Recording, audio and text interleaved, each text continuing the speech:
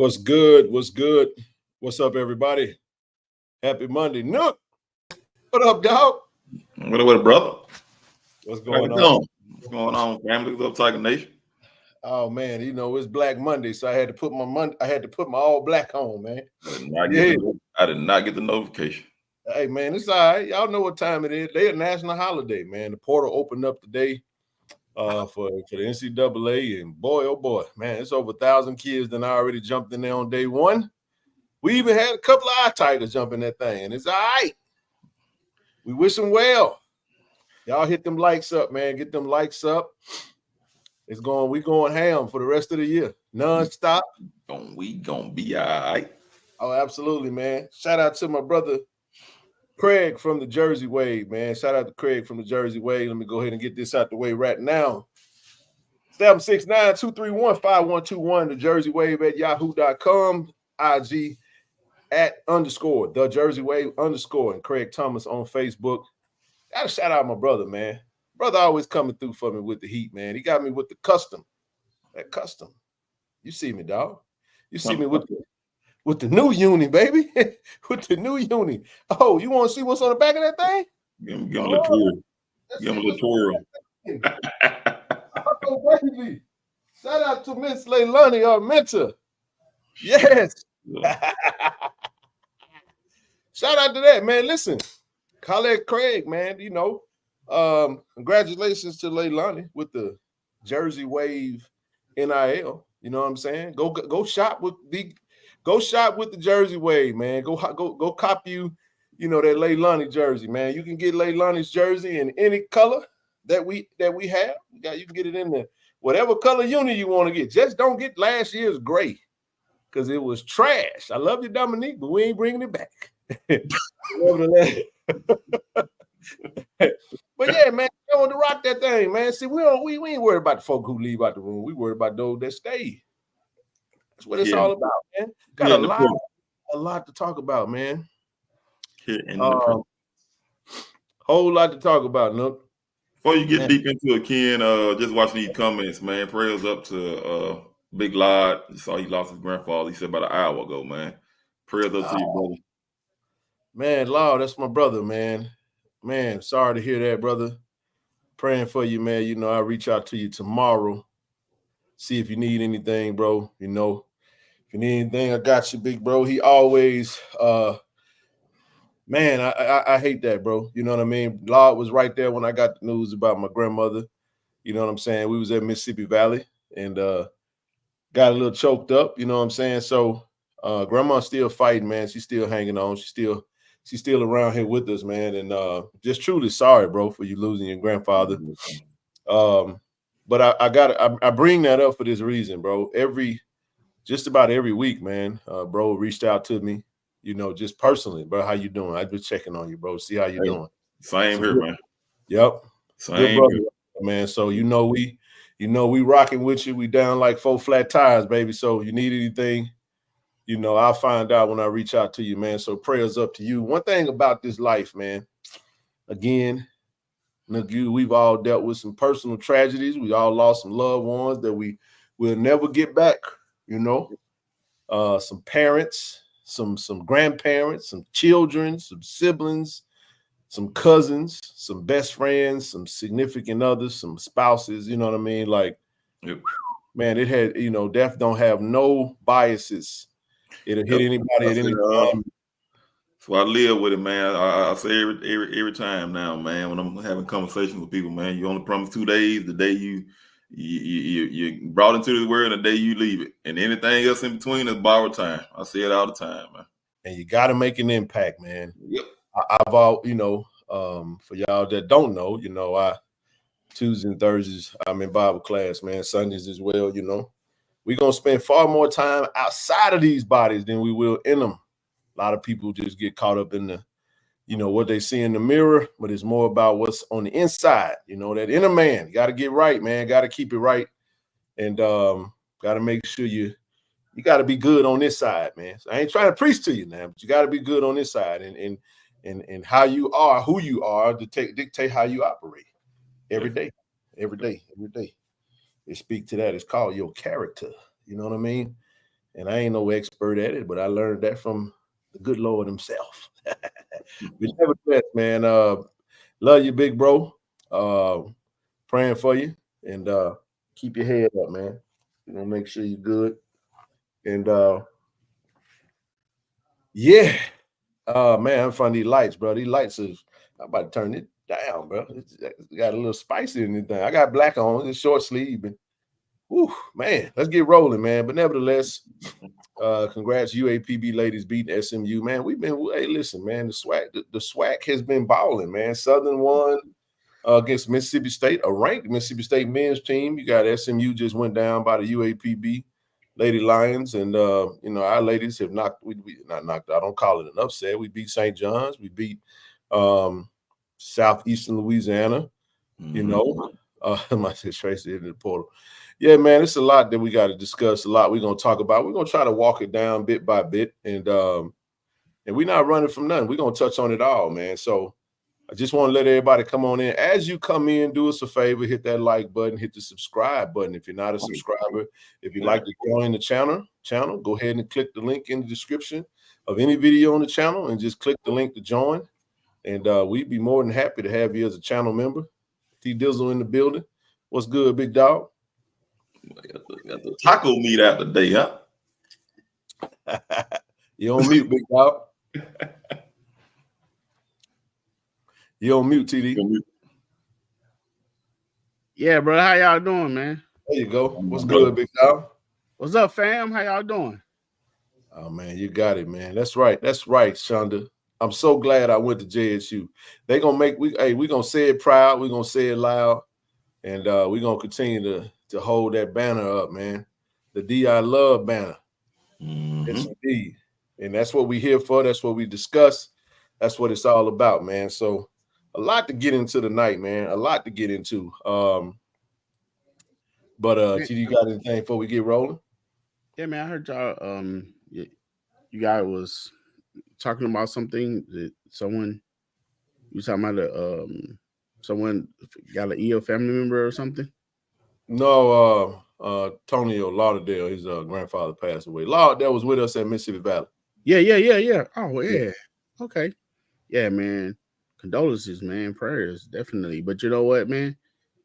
Oh, one day I get to be a grandfather, man. Yeah. You know I had. Yeah. That's a blessing. It is. You know, I ain't ready just yet, but wait, yeah. No. Nah, that's not what I'm saying. I know. Kayla, if you hear me out there, baby, so hold your horses. Daddy can wait a little while longer. Oh man, simply beautiful. Hey, thank you for joining the channel. Any other channel members that like to join, thank you so much for the channel membership. Man, we appreciate you guys, man. What we do is we do our best to grind it out. We got another crew of members. We got a whole nother, we got 10, 11, 12 more recruits coming in this weekend, TD. We back at it this weekend, man. Friday night, Tiger Talk interviews on deck. So just putting that out there. We're gonna keep working, man. You know, as long as the coaches want us to be a part of the recruiting process, we're gonna be there to knock out them interviews, man. I had a great time this past weekend, you know, meeting with some of the recruits. So far, we've gotten a couple of commits. I like that. You know what I'm saying? I like to think that I ain't gonna say the Tiger Talk experience happened, but you never can tell, man. It's all a part of the overall collection of DI Love, the DI Love experience, man. And the coaches do a great job of recruiting. TD, I was saying, man, that portal opened today. In a matter of a few hours, you had thousands of kids, man, from all over the nation, all different programs hitting the portal. College football is big business now. You know what I mean? This is an opportunity now. There's so much money in this thing now with these $1 million collectives at these big time programs. And Matt Rule, the head coach of the Nebraska Cornhuskers, about a week or so ago, stood in front of everybody and was like, man, the value of a decent quarterback right now is about $1.5 to $2 million, man. So you imagine some of these kids are not going to play football beyond the college ranks. They probably won't make it in the pros, but shucks, man, if you can make $1 million as a quarterback at the Power 5 level, man, I see why Dylan Gabriel, like starting quarterback for the Oklahoma Sooners and Dante Moore, starting quarterback for UCLA, and Cam Ward, starting quarterback for Washington State. DJ Uiagalelei. I ain't gonna try it.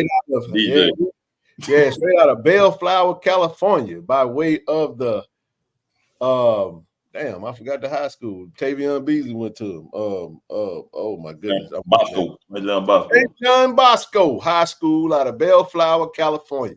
Hell, even his backup was into the portal, and the Riley Leonard, I think that's his name, from Duke, and the young man, the quarterback from Ohio State. Here's my point, CD. Starters, bro. They like, look, I ain't getting the bag. I'm gonna hit that portal. And I'm gonna see somebody gonna come get me, and somebody gonna pay for it. You know what I'm saying? So, how many of these guys y'all think already have destination in sight? A few of them do already. You got a guy like Max Johnson, Texas A&M. He was hit the same day. Yeah, he was going to do. He was gone the same day. Where he was going. By the way, so what that means, TD, is Texas A&M looking for a quarterback. Ohio State now looking for a quarterback. You got Oregon's looking for a quarterback with Bo Nix going to the NFL. You got Drake May leaving North Carolina. So you got a quarterback that they gonna need a QB. All these programs. Then you got the Power 5 programs that were down this year. You got the Clemsons, the Florida, you know what I'm saying, the Tennessees, the whomever. Louisville need a quarterback bad, because you watch that Florida State versus Louisville game, which I feel like had a lot to do with why that playoff selection went the way that it did. Because I know folks are crying about Florida State being 13-0. I'm just telling you right now, based off the criteria, which I hated, is a bad criteria. You got a Power 5, but you only got 4 slots. It's always been bad. Nobody wants to see Florida State go in that damn playoffs and get whooped by Michigan. I can tell you like this right here, and I ain't going to spend much time on it, but if we bring it up, we bring it up. You can tell, if you watch that video of Michigan, the #1 team in the nation, TD, when they saw Alabama pop up on that street, everybody they counting fail. Yeah, man, they ain't forget about it. Yes, indeed. So somebody put Willie Simmons in Tulane. First and foremost, respect to the SWAC. It's DI Love versus Coalition, but we good sports. I want to say congratulations to the FAMU Rattlers for winning the 2023 SWAC championship. I know it is what it is. We had Shaka on. I don't really. They know how I feel about them. I'm not gonna. And I'm not. That's all you get, EA. I'm done with that. So we're gonna move on. But I just want to say, good job to y'all. I ain't watch it, but congrats on whatever. You couldn't watch it. I didn't watch it, TD. I didn't even care to watch it. The weather was bad. I know it had a couple of weather delays, but even when it came back on, I was watching some that was a little bit better than that. I ain't even looking at the score. Sorry. But anywho, it's a lot going on, man. A lot going on in the college football world, man. I was like a kid in the candy shop, man. I was sitting in front of the TV all day. Static. I'm talking about I ain't moved except to eat and piss. That was it, TD. Hey, it was championship Saturday. College football is my favorite sport in the whole wide world. That's above the NBA, NFL, everything. I just love college football. Now, what I do hope, TD, is I hope the business of college football don't take away from the essence of what we love, and that's that passion, man. You know what I'm saying? I feel like that's what I'm afraid of, man. Well, some of it will be, but the money is good. But at the same time, the expectations are gonna be high when that money coming. You ain't gonna get paid no $1 million and go out there and throw INTs. It's gonna be a little rough. But nevertheless, man, let's just jump right on into let's get back to the Jackson State stuff, man.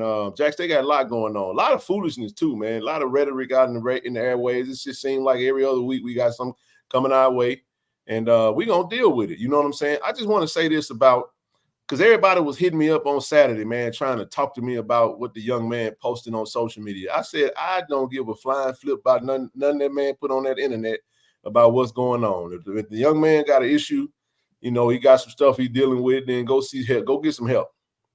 But as far as like getting on social media, trying to air out all this and that and act like things wasn't covered, it was a whole. Now, first and foremost, the thing that people have to understand about social media, and I'm gonna close my eyes, I won't think about it for a second. When people go through tragedies in their personal life, and you have something as bad as a young man losing his life on the campus of Jackson State University, which we don't want to relive that a year ago. Right. You know who folks have to think about? You have to think about the families when you do that type of stuff, man. You don't want to use that. Nobody, if that was my cousin or somebody, I wouldn't want nobody to be bringing that type of stuff back up, man, just for clout purposes or whatever. I don't know what it was for. It feels like it was some type of Colorado initiation or something. It just seemed like it. And I don't care what nobody got to say about it. I just, if you, there's so many ways you can deal with things, and I'm not going to spend much time on it, but I did say I'll touch on it because people are still talking about it. But let me say this, when that happened, what up, Zoe? When that did happen, what's up, Zoe? I don't know what happened, bro. What happened was they had a whole reporter on the campus. They did a whole story. It wasn't nothing hidden. You know what I'm saying? So folks try to move on, move forward with their life. The young man that did the egregious act got arrested. He went to jail, and the rest was history, man. You know, the family grieves and kind of moves forward. But this whole notion of trying to use Jackson State in a negative light for some type of clout or some type of attention is just almost like a sickness almost. So, and that's what happens when you take things like that to the public. People have the right to respond to it however they choose to, or however they feel like they need to. You know what I'm saying? So there's no way. That's absolutely right, JSU. The university cannot, under any circumstances, you cannot manage every student. The students lives in dorms. If a fight breaks out, altercation break out, you can't control. You would just hope that these young men have the right temperament and the right self-control and restraint to handle some of these situations and not lead to somebody losing their life, man. And it's unfortunate, you know what I'm saying? So, but to bring that back up a year later, you know, just plastering it all over the internet, dropping it off in the Facebook groups, it's like now, you just lost all whatever you was after. You know what I'm saying? And I see the LOLs and all that old good stuff. It's like, man, get you some help for real, my man. And maybe you trauma dumping or grieving or whatever, but people gonna learn, man. Jack State done had enough. And you cannot manage. Here's what we can't manage. You can't manage a pissed off JSU alum that's sick and tired of the same old rhetoric and bull junk that just keep happening. So people will respond. So, you know, that's what I got on that. So I know you saw it. You know what I mean? And I don't know if you want to touch on it, but that's all. I am. First off, what's up, fellas? What's up, the I Love family? What it do? What it do? I'll say this: you know, at the time that, you know, anybody does any particular thing, in the same manner that somebody could put something out there, people have the right to have their opinion and respond to it, whether you like it or don't like it. That goes for me and anybody else. The one thing that I find troubling is when it comes to HBCUs or us, we tend to want to make everything, anything any individual does or anything that happens to happen at a place, then it's no longer what an individual did to me, but what the institution did to me. And that's what I have an issue with. You know, it's like, oh, well, you know, it's anything that happened, then it's Jackson State as a whole. Well, I was talking about you today. I'm going to catch y'all. The sum of its parts. I'm like, man, it's just not, that's not it's reckless and it's low-hanging fruit, to be honest with you. You know, you can speak, and look, I was telling about, you have the right to speak on anything or any issues that you have, right? And, right. And we champion it. We do, especially in this new age now where we're talking about mental health. You should have the right to speak on whatever good times or bad times you had wherever you are, Jackson State, any place else. But to sit here and sum up as if like anything that happens or any occurrence or an incident, then you sum it up and say, well, this is what Jackson State does, or this is a byproduct of what happened to Jackson State. That's what I have a problem with. And also, timing is key too. I know sometimes I saw some people say, well, hey, you know, it doesn't matter, he's speaking his truth. I was like, that's two things can be true. You can speak your truth, but at the same time, it's just like, you know, timing is everything too, you know. And then also, what's the end game? Are you really trying to do something for your mental health, or hey, I'm not there anymore and I want to pile on the ass something to put whatever happened to me in a bad light, because I'm like, if you're just speaking on something, just be speaking on something, then what's the end game? Right. What's the game? And I have the right to ask that. I have the right to, just like, again, if things are in the public forum, whether people agree or not, I have the right to ask and have my feelings about it. I have my right to my opinion about why you're doing what you're doing. Facts. Good, bad, or indifferent. And again, it's just, it was, to me, it was it was tacky. I'll say this: if this was fairly new and it happened and you left and you speak on it, then I champion that, right? I think we all do. I think we all could be in agreement on that. But for you to be going in a safe space, and we're talking about a particular investigation or something's going on, and then for you to come in and just say this, and this is why I did something, when I'm gonna just go and say this too. We're kind of privy to know that that's not the case of why you left. You know what I'm saying? It was a walk on. Right? That's what I'm saying. And there's other things to that, and it's a disingenuous thing. But again, when you just read something on the surface, you're not going to ask those questions of wonder right there. But there's more to it. You know, there's a reason. You know why you left. You didn't leave because of the incident. So it was just tacky at best. I won't be long with it, but it was just tacky. I got a call on Saturday and inboxes. I said, whoa. First of all, I ain't touching that with a 10-foot pole. I said, the question I would ask anybody is that, okay, now you put that out there, what exactly is it that you want? That was the question I had. Like, what is it that you want? Like, what are you after? Like, is this some way of, and usually when people start off saying, I ain't trying to attack you, they about to attack you. just FYI, it's gonna be riddled with attacks after that. But it's like, I saw straight through it, and then later on another post saying, you know, my DMs is something, I'm trying to bring something to the light, and it was just like, it just seems like it's like the same play being played. You just shake your head. Anything that comes with all of that good stuff. I don't know what it was about or why it was done or what. But you could tell it was directed, you know, to receive another year eligibility. He's actually a relatively young kid. He's not that old, so he don't really need an extra year. He was a walk-on. It just didn't make sense. You know what I'm saying? I almost feel like he was told to do it. You know what I mean? And or forced to do it. That's what it came off as. Now, if it was, I'll never bring it up again. I just wanted to touch on it for a couple minutes, you know. And we'll move on. TD, you got anything on it? Nah, I think it's already got too much traction. Yep. Yeah, but I wanted to because it was in the chat earlier. So that's my way of saying, everybody in the chat, leave that shit alone. Let's move on. Right. Hey, but what I do though, I do have a question for Mr. Newman. What's up, little bro? Glad you're still rocking with us, man. I see you drop some nuggets in your little chat. Do you have any positions that you want to speak on, or you know what I mean? Just have him put it in the chat. I'm gonna stop it. Let him put it in the chat because I do want to go back to something. Okay. I saw a comment I want to go to, and somebody asked a question. Here's the answer to that question. He left. That's the answer. Yep. He left a year ago. Well, a whole year, like literally early this year. Now, anything beyond that, you got to get with the young man about that. There's nothing. He left and went home. Let me add to that too, though. I want to say this, and y'all need to hear this and know this. This is not the 90s, early 2000s, or the 80s. If we're going to lose 10 to 15 players every spring, every school is. No, nothing has happened.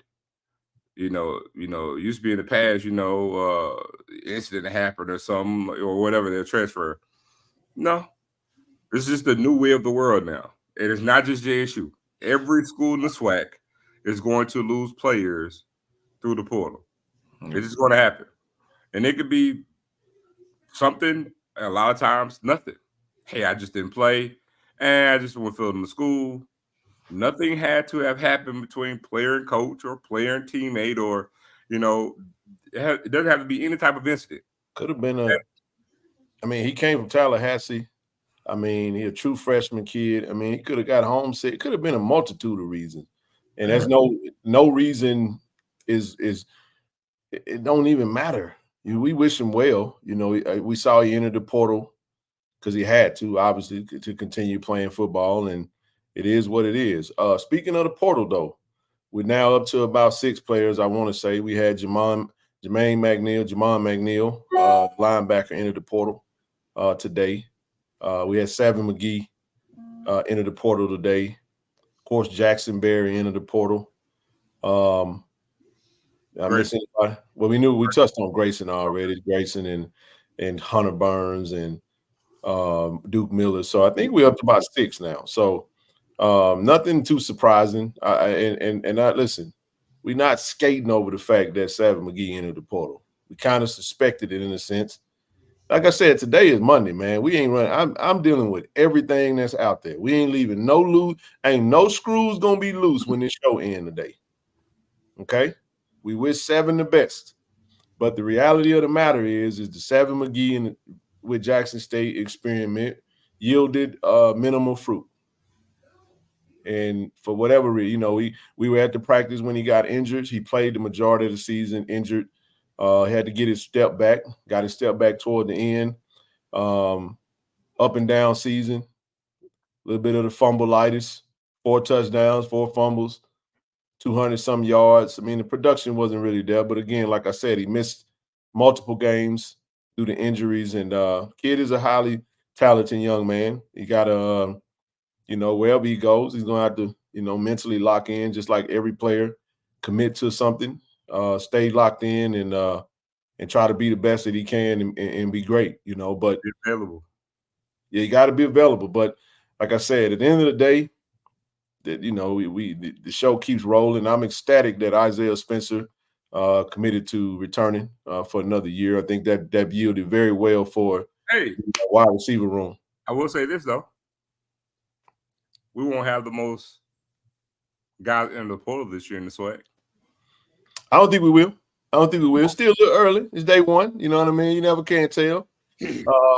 But it just doesn't matter. You know what I'm saying? At the end of the day, let me say this right here, man. I'm gonna just put it like, can I put something out there that I want y'all to ruminate on, chew on just a little bit? If Isaiah Kendall ain't in the portal, Tank, so ain't no need to ask anybody. If they ain't in the portal, then they everything still. Trust me. Yeah. I mean, everybody. This is what we don't know, and I don't mean that to be direct. Nobody knows who's staying or who's leaving until they enter the portal and until May. I will not get up here and try to say such and such is staying. I'm done with that because I'm gonna tell y'all what. Well, I ain't gonna put that out there because I'll say a particular coach said it like this right here. This NFL free agency, believe none of what you hear and half of what you see. They all be lying. None of them. Hey, 1 minute they all in, the next minute they out of there. Somebody hit the portal. I ain't got to that yet. Y'all leave that man alone. We gonna get there. Don't worry. We coming down that road. Yeah, we driving down that road today too. Said TJ Holmes' cousin is a wide receiver and another is a quarterback. Oh, shucks. Third guy from Noah. I can't really speak on too closely down his recruiting, but he had JSU as his target, also being recruited by Miami. Hey, whoa, you know what to do. You know what to do, baby. Pull up on it. Woo him real good. Woo him. Hey, come on. Hey, whoa, you know what to do.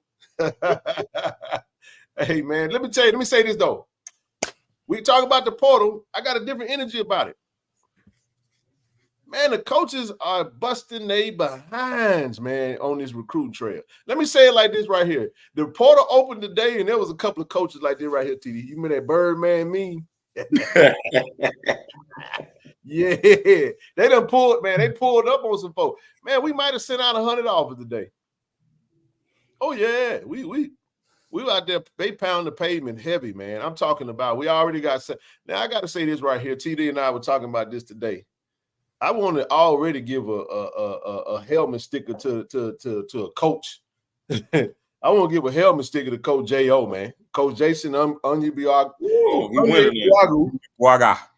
Onyebuagu.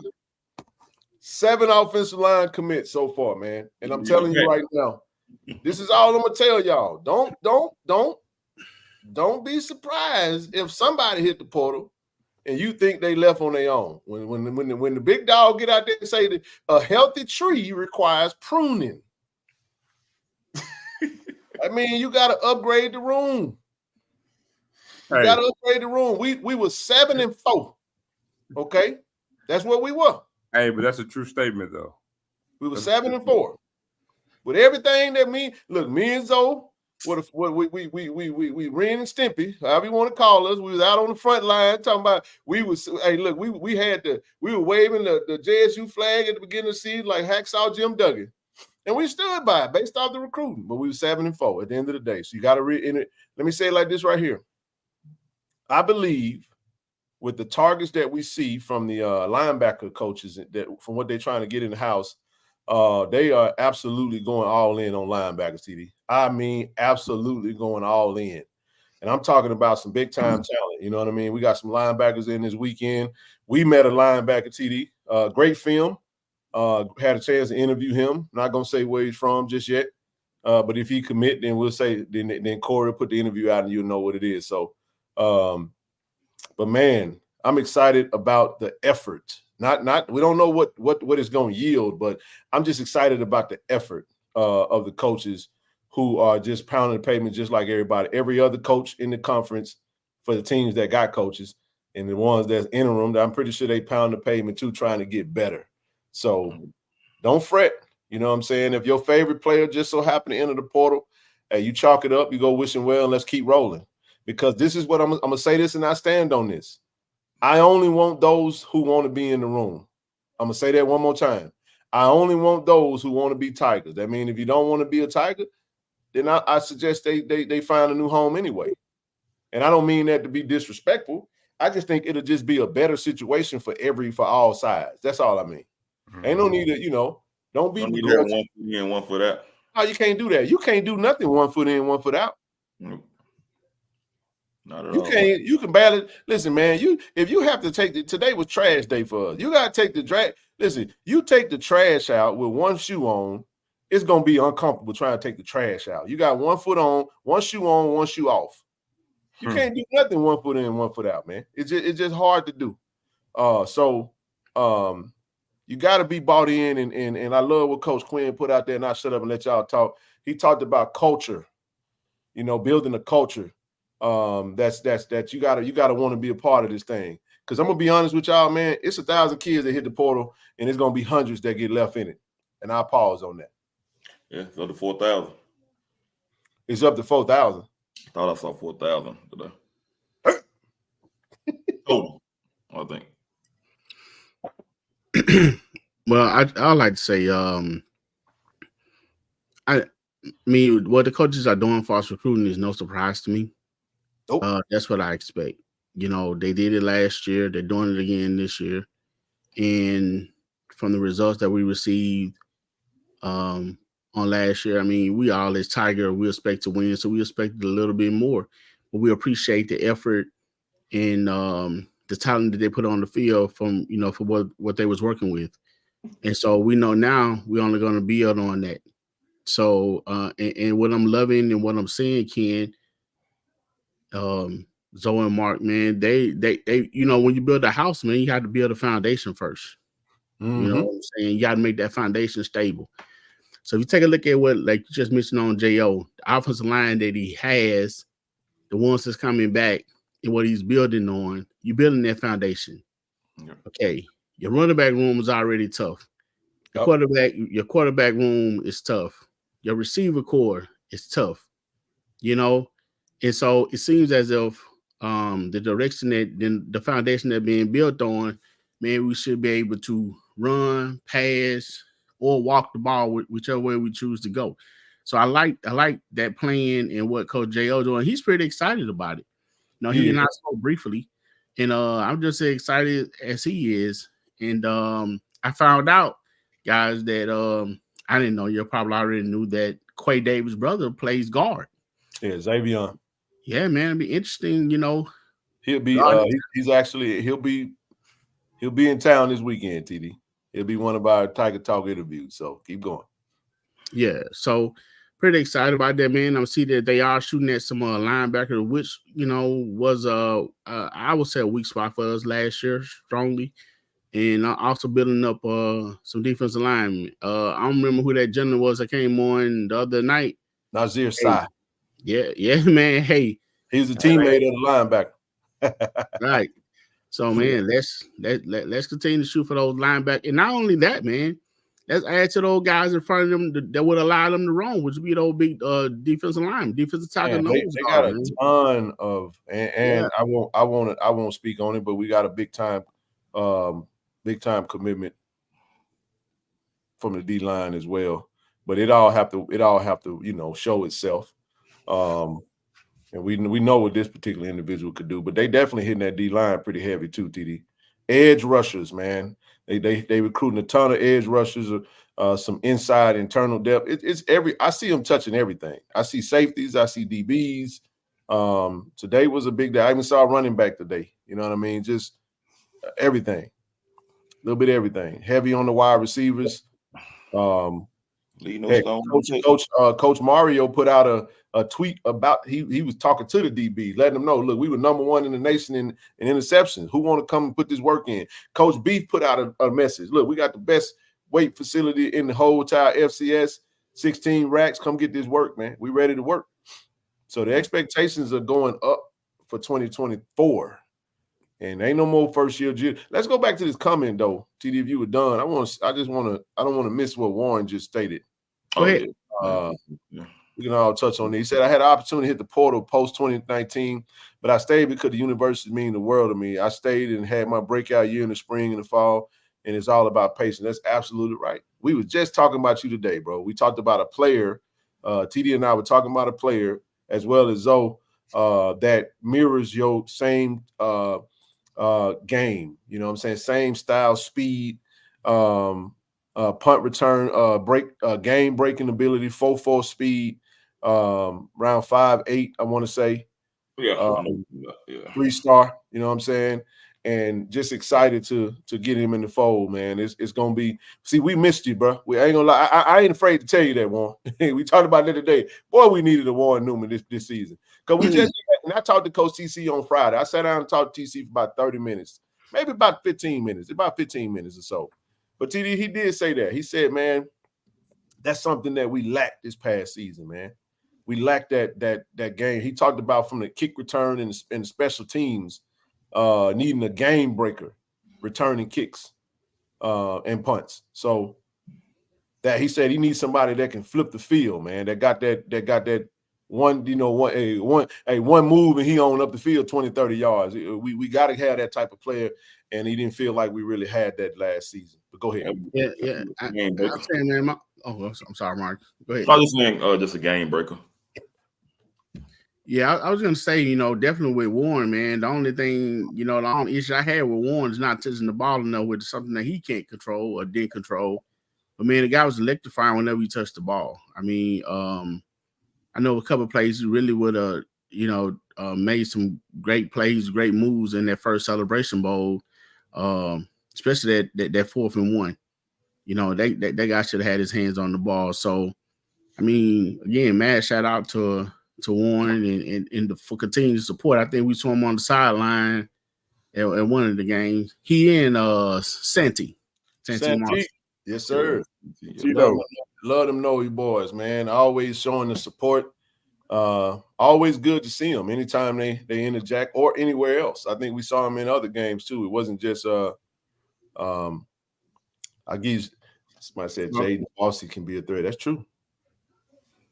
I'll tell you a wide receiver that Coach TC really excited about. He mentioned it. Didn't play this season either. He redshirted TD. It's Owen. Logan Mack. I was on the plane with him when I was coming. I told you I saw him. Man, he big on this kid, man. This kid was special in the spring. Had an injury, and redshirted. He'll be available this season as well. We had a lot of talent, man. A lot of young talent at receiver. And I just say it like this right here, man. I love the hard work mentality. I think it's going to be more of a blue collar team. Less talk, more work. That's what I think. Hey, someone said in the chat about getting that linebacker from UAPB. You Doja in the portal? We already offered him, baby. Hey, I'm just trying to tell you. Hey, look, TD, I was all on his page like this. Scroll. I'm looking for all his offers. I'm like, that boy had 138 tackles this season, bro. And they were hard tackles too. That dude hit you, man. Hey, listen, it's a fun day, man. Listen, we are who we are. You know what I'm saying? We ain't playing no football right now, but now we're trying to get better. And the coaches are going to do what they do. Like I said, I love what you said, man. The expectation is there. And they doing a great job of recruiting, man. We got a great core in here. And I didn't put up any slides tonight because we just didn't want to get stuck on anything. But I do want to mention this because we were just talking about those players that have committed thus far from an offensive line standpoint. And we was just talking about why we shouted out Coach J.O. with the work he's doing. I'm going to just mention a few names for now. Brian Williams Jr., big-time all-conference, all-district player from over in the GA. No more playing GA, offensive lineman. Big-time kid, man. Big-time talent coming in at offensive line. Courtney Lyles committed from Southwest Mississippi just this past week. Caleb Bailey, Adams County, all-district. Antonio Ross, 3-star from Hartfield. All conference. Kason Burt from Ridgeland High. One of the, he's actually a Mississippi All-Star, I think. He's all Metro player too. All Metro, that's what it is. And then you had Mason Barton, who we met. Kid is 6'6", 310, playing guard, man. Excellent build, man. I love his build. He's a true 6'6", looked up to him. I like it's good clay when you look at his film. When you put him in the strength conditioning program, you put him in under the Coach J.O., and you look at the upperclassmen that we got returning. O-line did pretty darn well this year from that standpoint. We ran the ball very well. Like TD said and Joe and Nook mentioned, hey, we got a loaded running back room with the emergence of Zeke. You got Ahmad Miller, Desmond Moche. If everybody stay intact, JD's supposed to come back. We still waiting on Irv to decide what he's going to do. And but for the most part, we got a healthy running back room. Jency will be healthy. Tight end room is going to be healthy. Hayden expected to return. Sebastian St. Louis going to be in. He'll be emerging along with Jace Ward, 3-star tight end. So we got a lot in the fold. It's a young team, but one of the things we talked about, one way you can really kind of bypass this portal bleeding is to hit that JUCO ranks pretty quickly. And they did a really good job of hitting the JUCO ranks. Had a big time DB in this past weekend from a Mississippi JUCO that we got a chance to interview with as well. So the coaches are doing really good. Go ahead, brother. Hey, did the offensive lineman just spoke about, that's the one from Memphis had on the blue? Yep. West Memphis, Arkansas, Mason Barton. Did he commit or he still? He committed yesterday, 6'6", 310. Yeah, I was pretty impressed with him, man. He seemed for a high school kid coming in as a freshman, he seemed to have his head on pretty tight. He spoke very well. I mean, those are things that I look for and I noticed in young men. You can tell which way they headed. He kind of seemed to know what he wanted, and he was like, hey, I'm not gonna say what I'm gonna do here or there. Give me a minute, and I'm gonna think about it, man. So I enjoyed, the interview that you guys did with him, and that we did with him, and like I said, I was impressed by what he had to say and the way that he carried himself. So looking forward to seeing him, Brian. One of the things he said in the interview I enjoyed, he said now he came to a game. The atmosphere is really drawing the players in, the Jackson State atmosphere. I know we gripe about a lot of things that, we want to see get better, but the players come in and have a really good experience, but the coaches recruit very well. They really show Jackson State in a great light. And to hell with the people that want to always, poo-poo on the city and Jackson State and act like it ain't this and ain't that. The coaches do a really good job of showing the positivity. And these guys are well taken care of, man. Let's not get it twisted. They are well taken care of. That's why you still got some players out here that left that do want to return.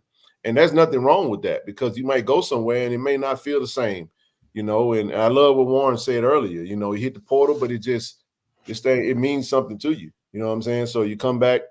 That's right, Kobe. Absolutely, bro. And we'll open up and let you guys come on up and talk. Hopefully, you guys have seen the film of the players that have committed. Like I said, Caleb Bailey yesterday. Well, Caleb Bailey was already committed. Right. Antonio Ross was already. He made an announcement yesterday from Hartfield, a 3-star kid. He was getting some traction from Mississippi State. The thing about these old linemen, you got to kind of be mindful of the fact you can develop them. And that portal will be down the road as well. But it leaves the question to had a conversation with somebody at the university, just kind of talking. Well, what Coach J.O. want to do to these Nook and Zo, want to upgrade that room. So there may be some dead weight or some underachievers that just may, kind of get flushed. You know what I'm saying? And not that they'll get pushed to the portal, but more than likely to you just out recruit your room. You gotta get better, man. Hey, to answer Kobe, to answer your question, yes, Herb has he does have another year. And here's a question that I have for you guys. We know we have 15 in the room, Mr. Morgan, as far as quarterback. How do we feel? How do you feel about the quarterback room? I like it. Ethan, if Zai stays, I actually love our quarterback room. Zai stays, I got to get healthy, of course, and that's in his own admission. You bring in, you got Ethan Terrell that's committed, looking to be on campus in January. 3-star kid that's out of Louisville, Texas, big arm. Put him in a restricted condition program. But here's the thing about football, TD, Nook and Zo. An injury here. I was just gonna say. A hamstring there. I'm only mentioning what happened last year. There's a very strong possibility that circumstances could cause you to have that true freshman quarterback on the field in year one. Now, I will say this. They didn't stop there. They made an offer to Tim Carpenter, Trotman High School out of Ohio, 3-star Indiana commit. He just decommitted from Indiana. Don't know if he'll commit to us. But they also they've offered another quarterback. I mean, I think they're looking to bring in more quarterback talent to push the quarterbacks that's in the room. But make no mistake about it, my expectation is to see 15 behind at center to start the season. That's the if that doesn't happen, then that that's no disrespect to anybody in the room. I love Zai. Zai could win the job in the spring.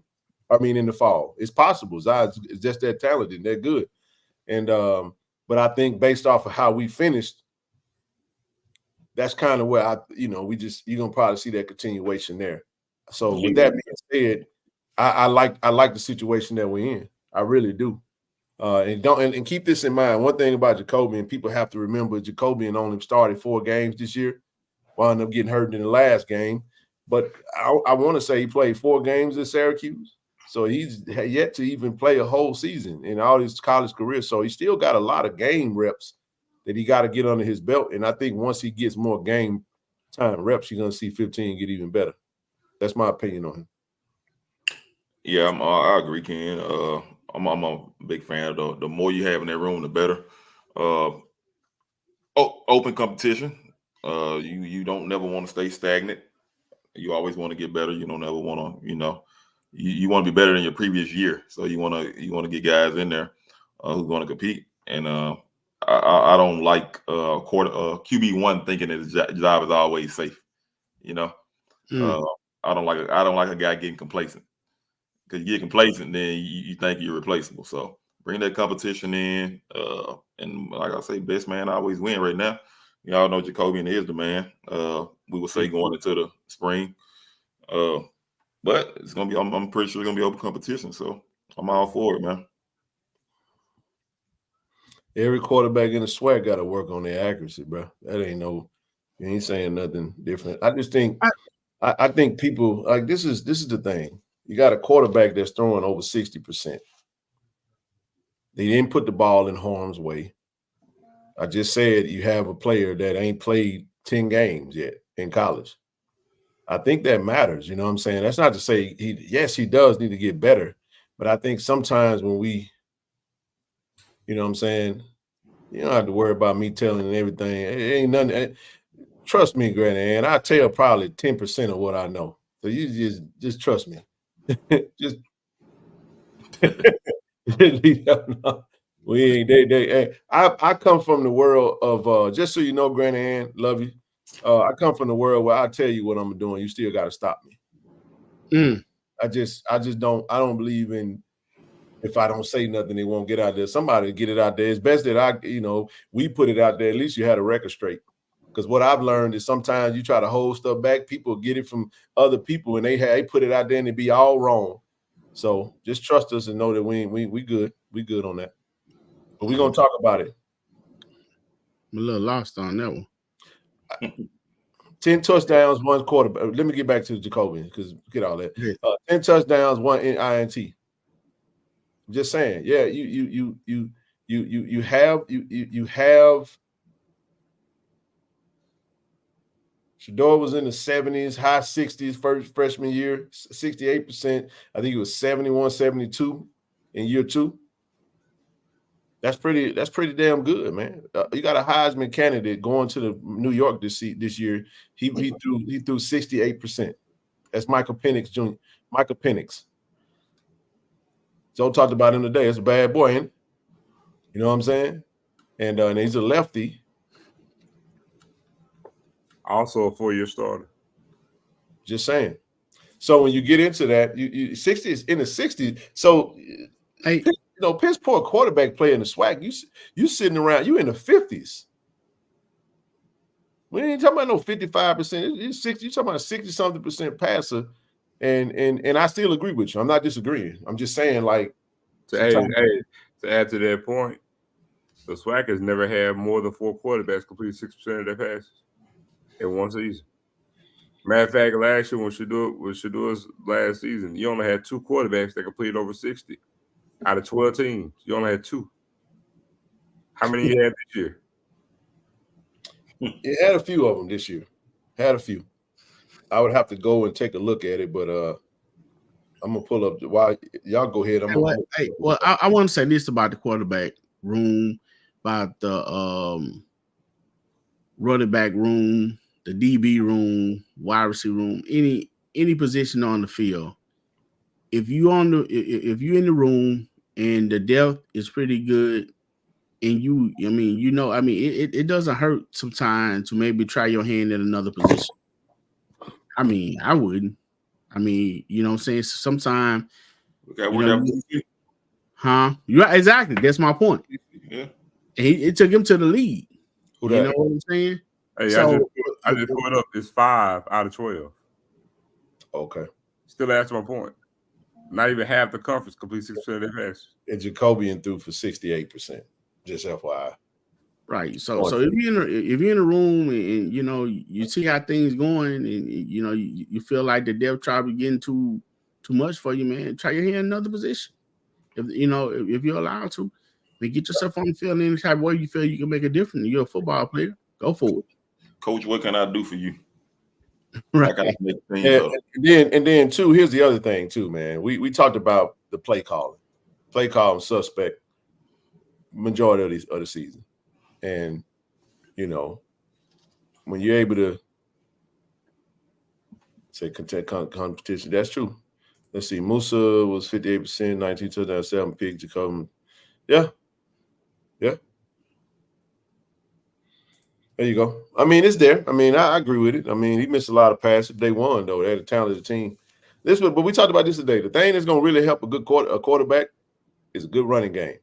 I think we have a good running game based off what we can continue. I like to see 55% run to 45% passing.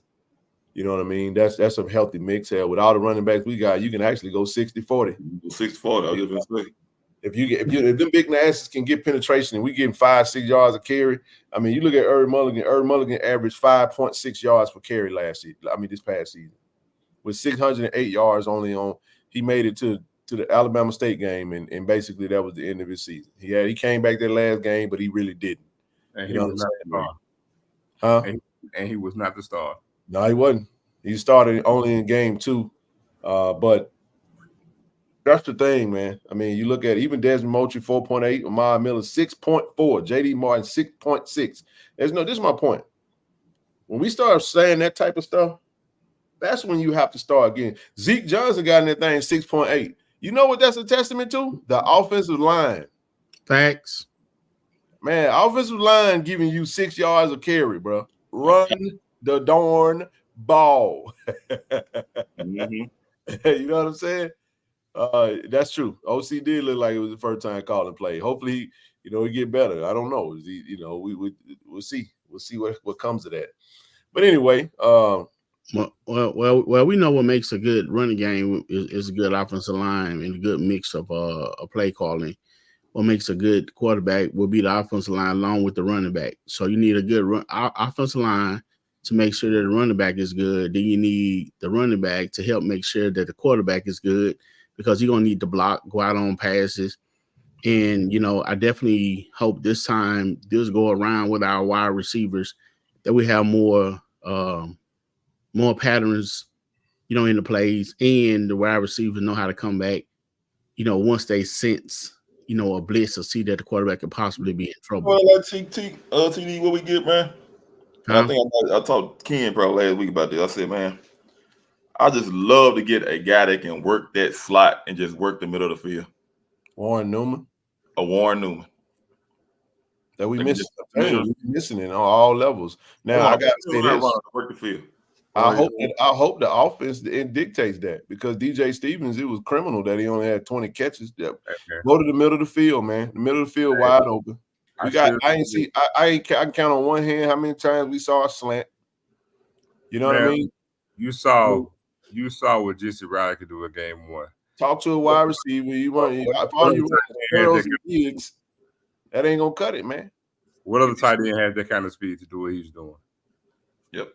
So my point is, you work the middle of the field, man. I know we want to go vertical, but there's no way. It's no way that our passing game should go more horizontal than we do in the middle of the field. That's just, Anyway, we gotta. We'll correct that. From what I'm being told, that's gonna get corrected. That's gonna be corrected. Yeah. And then with all that combination going on with with the wide receiver room that we're expecting to have, along with definitely we seen the potential that Isaiah Spencer has. When you get him in the open field as well, I mean, you hit that guy on the quick slant.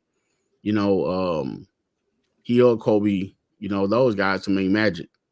So a lot of talent in that wide receiver room that we didn't see. We will, like the coaches have made a change at the wide receiver coach position. We'll see who he bring in. Just expect more from the wide receiver room this upcoming season. So gotta love it, man. Coach TC went straight to it, addressed the needs immediately, and looking like he's continuing to address some of the needs that needed to be addressed. First things first right now is roster management.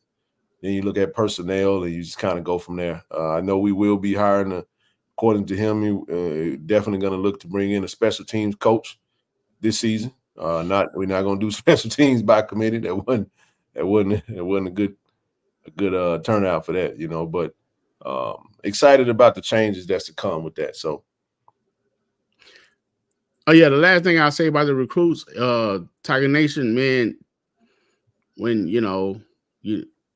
when those guys post stuff on social media and you guys go out there and follow and like they post and give them a good comment, man, you guys hit them with recruiting big time.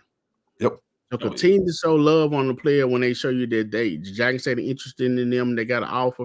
I mean, every last one of them came up in the room and said something about the way Tiger Nation, saying swarm them with mad love, after they said something about committing to Jackson State.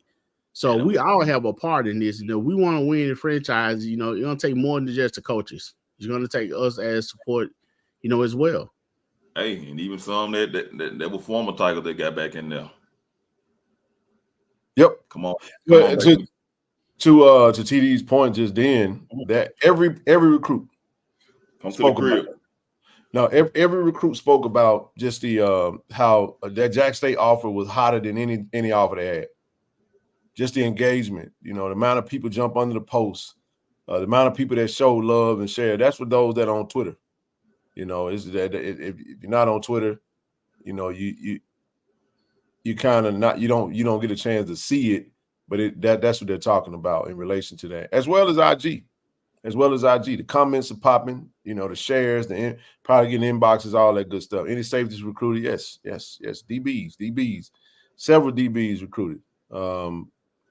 But you have to keep in mind, safety is a position that we're actually we got depth at safety. We got 4 safeties returning with Isaias Guthrie, with Keydre Callaghan, with AJ Petty, and with BJ Washington. So, I mean, you maybe can add one more, 1 or 2. Then you got to look at Bruce Batman Mitchell, who's going to be coming on this season, pending that everybody. This is all pending that everybody stays. You got 5, 6 safeties sitting right right over there right now.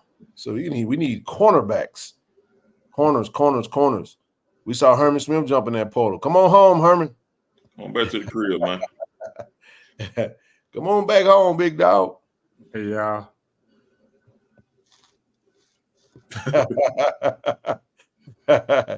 Yeah, man. So send Charles to somebody if he would, a JSU hoodie there.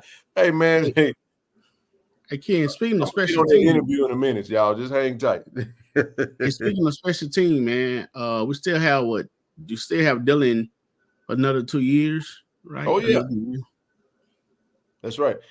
Shouting in the safeties they could tackle. Yeah, we got. I mean, I think our safeties did decent. Pretty solid. BJ was that guy. Sayers did pretty good in tackling as well. Yes. But what was your question, bro? I was asked about special team, the room. I know we still have Dylan. You bring in. I think we bring in another. You got Dylan. Still got Leilani. Who'll be kicking some extra points. Still got Matt coming in. We got Jaden Payne that just committed the punter. Still got Avery Salerno. You still got G baby. Still got G baby. So, yeah, kicker returns with Dylan. I mean, we're gonna be fine at the special team. You get a good special teams coach that's designated, specializing in that. That's also gonna help with coverage, TD. The kickoff coverage. Ain't just returning, man. We got to cover kicks. You know what I'm saying? That was I remember it's like we forgot that. I know it's like we fixed it seemingly, but man, it was brutal at the first part of the year, man. We couldn't stop a high school team on special teams. At least it felt like it. Thanks. Yeah, so yeah, man. We they're addressing everything. It's pretty cool to see. I like the list of guys that's coming in this weekend. And one thing we said we will do this time, TD, is this, when we get in, we want to spend a little bit more time with the recruits and just kind of talk to them before we interview them, kind of get to know them a little bit and kind of go from there. So it's gonna be on and popping, man. Looking forward to it. So, I mean, somebody asked him about Narik Sharp. I mean, he's still still there. Yeah, all the freshmen. Me and TD talked to Narik after the Alcorn game. Narik said, man, he waiting his turn. He actually appreciated waiting on that bench too, didn't Mark? He said, man, I want to say this to the Jackson State faithful who keeps asking about specific players. If you don't see them in the portal, they still at Jackson State.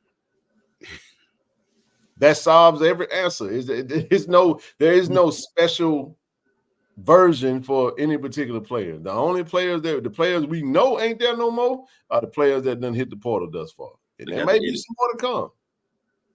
You might see some more edits. You might. And to elaborate a little more on what Marcus just said when we were talking to Narik, the young man was very excited for having to be able to sit out this year pretty much and be able to watch from the sideline. To learn the swag. Right, to learn the swag, to learn the system. He said the game is much faster, and he said he learned a lot, by doing that. So that just goes to know when it's time for you to come out there and show what you can do, then you can run. I know a lot of times you have people in your ear talking about, what you should do or who, what it should be.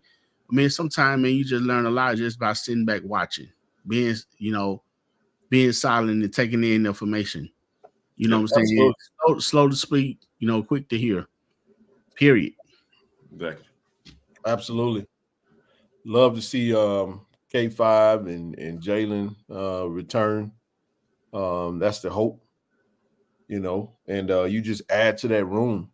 like I said, they're gonna get some more teammates in that room this in the spring. Trust me when I tell you. They got some additions that's gonna be added, and you go make it happen. But that's what it is. So Hey, go ahead. Hey, Zoe and Kim, man, do y'all have any information on I know we was talking a few months ago about upgrades and stuff like that, probably going on around campus. Y'all heard anything else about those projects? Yep. Expect a upgrade in the AAC for the first home game. Whoa. Say it again, Ken. Expect an upgrade in the AAC before the first Okay. home game, January the 6th.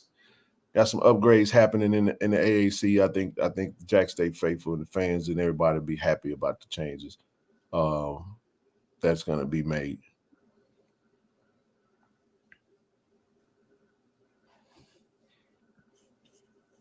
All for it. Did y'all see the comments from Texas A&M players saying they didn't get the money that they were? Ooh. See Walter Nolan already get in there. Number one player that number one player in the class last year. Bye. You see what Blue just said? Blue, you need a whole nother phone, brother. So Blue said over 500 FCS players hit the portal today, and it's only day one. Let me tell y'all something, man. And why I said, look, a coach, if you had a bad season last year, you can turn your fortune around real fast in the SWAC. Just trying to tell you, if you know how to work this thing, you can make it happen. I see it all the time. You got a solid roster, and definitely add depth to it. Hey, make it happen. The Don brutal, man. Your money can be made in the SWAC. Just Don brutal, man. That's what it is. Yeah, man. So yeah, it's a lot of money, man. I mean, it's a lot of money going out. And I'm gonna tell you like this right here: these collectors gonna get drained, man. With these quarterbacks, you go. I ain't saying they got a whole lot of money. That they ain't got a whole lot of money. That's what I meant to say. But that money drive real fast when you taking it when you giving big chunks to a few players. I'll tell you that right now. So, I mean, and what we have to understand too, as a fan, and continue to support, to all the players, and Jackson State is a brand, man, and it's hot right now, and it will continue to be hot. We still playing on television. The name is out there. You have potential. I mean, I think we have some players right now. But probably going to some bowls. So, if you're looking to play and you're looking to win, I mean, when we're in high profile games, and we, like I said, the brand is hot. So come on, let's do it. We need the support. Hey, Ken, did you speak on the all SWAC selection team? Did y'all speak on that? We did that a while ago. I mean, we had 5 total. 5? We had Deontay Graham, first team all SWAC. And we had Isaac Peppers, second team, Evan Henry, second team, DJ Stevens, second team, and Matt Noel, second team. That's crazy, man. Nobody from the DB room, even though we led the team in all in interceptions. That's freaking crazy. Say one D tackle at a big who put that back up there. Who just moved it? Just the enter. Big Sky School got 200K off of just the end of the book. God, just to enter it. Yeah, man. Freaking crazy. Man, that's a lot of good money, man. Ray Davis made FCS All-American. That's correct. Thank you, my goodness. Freshman All-American. That's correct. Got to try to keep him in the fold. Make sure I'm good. Good job, coaches, for bringing his brother and a quarterback. Yeah, I saw it. Ray Davis, his brother coming in, his quarterback. He's a quarterback. Yep. Quay from the same school. He's in Terrell. I did not know. Louisville, Texas, brother. Louisville High School, North Dallas. OT. Yeah, man. So it's good that you do that. I mean, well, he's a legacy kid. Ethan is, but Still got to get them in and do right by them. Still got to have a good program. You still got to develop them. You still got to feed them good, take care of them. Good housing situations, great strength and conditioning program. You can't just be lax. And the coaches do a relatively good job, man. So looking for to elevate that thing even more so. You know what I mean? But we'll pause on that before a couple things I did want to get. I know it was over before you get ready to get about this thing, man. I have to touch on that Cam Newton interview, bro. I have to. That was a long A interview, bro. Charleston White. I never talk about anything that this dude does, but that dude mentioned Jackson State so many times in that interview that you can't just skate over it and can't run from it. You know what I mean? He talked about our previous coach, obviously, in a very endearing way. Hey, but I just feel like Cam Newton. I don't know. Cam, I ain't like the Jacksonville thing. That irked the hell out of me. I ain't like Jacksonville, but But there's a lot of people that do that. We're not Jacksonville. They all be like Jacksonville. I hate that.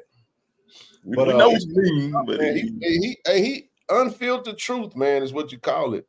Spoke a lot of truth, man, and he ain't lying. He ain't lying. You know, I ain't gonna get into everything because if you watch the interview, you kind of saw it. But man, he was brutal, man. Non-stop. Thoughts on it before we move on? I loved it. Real, raw, uncut, straight to the point. Don't care what nobody got to say. That's my type of person. I love it. Yeah. Yeah, he real. Said Cam sounded like a plant. Yeah, it was tough, man. It was tough for him, but he handled himself. He handled himself pretty well on it. But I said, damn, they sat there for 3 hours and talked. But like he said, I think the longest one he ever did. That's edited too. Yeah, that was edited. Yes. Good gracious alive, man. I'm gonna say this. I'm gonna just say this. I think people. I'm not the biggest Charles White fan, but I think even in his interview, I think the main thing people focus so much on how he said or what he's saying as opposed to the actual message or his point across. Because some people, they look at the tenor and tone and language, right, as opposed to what exactly was he saying.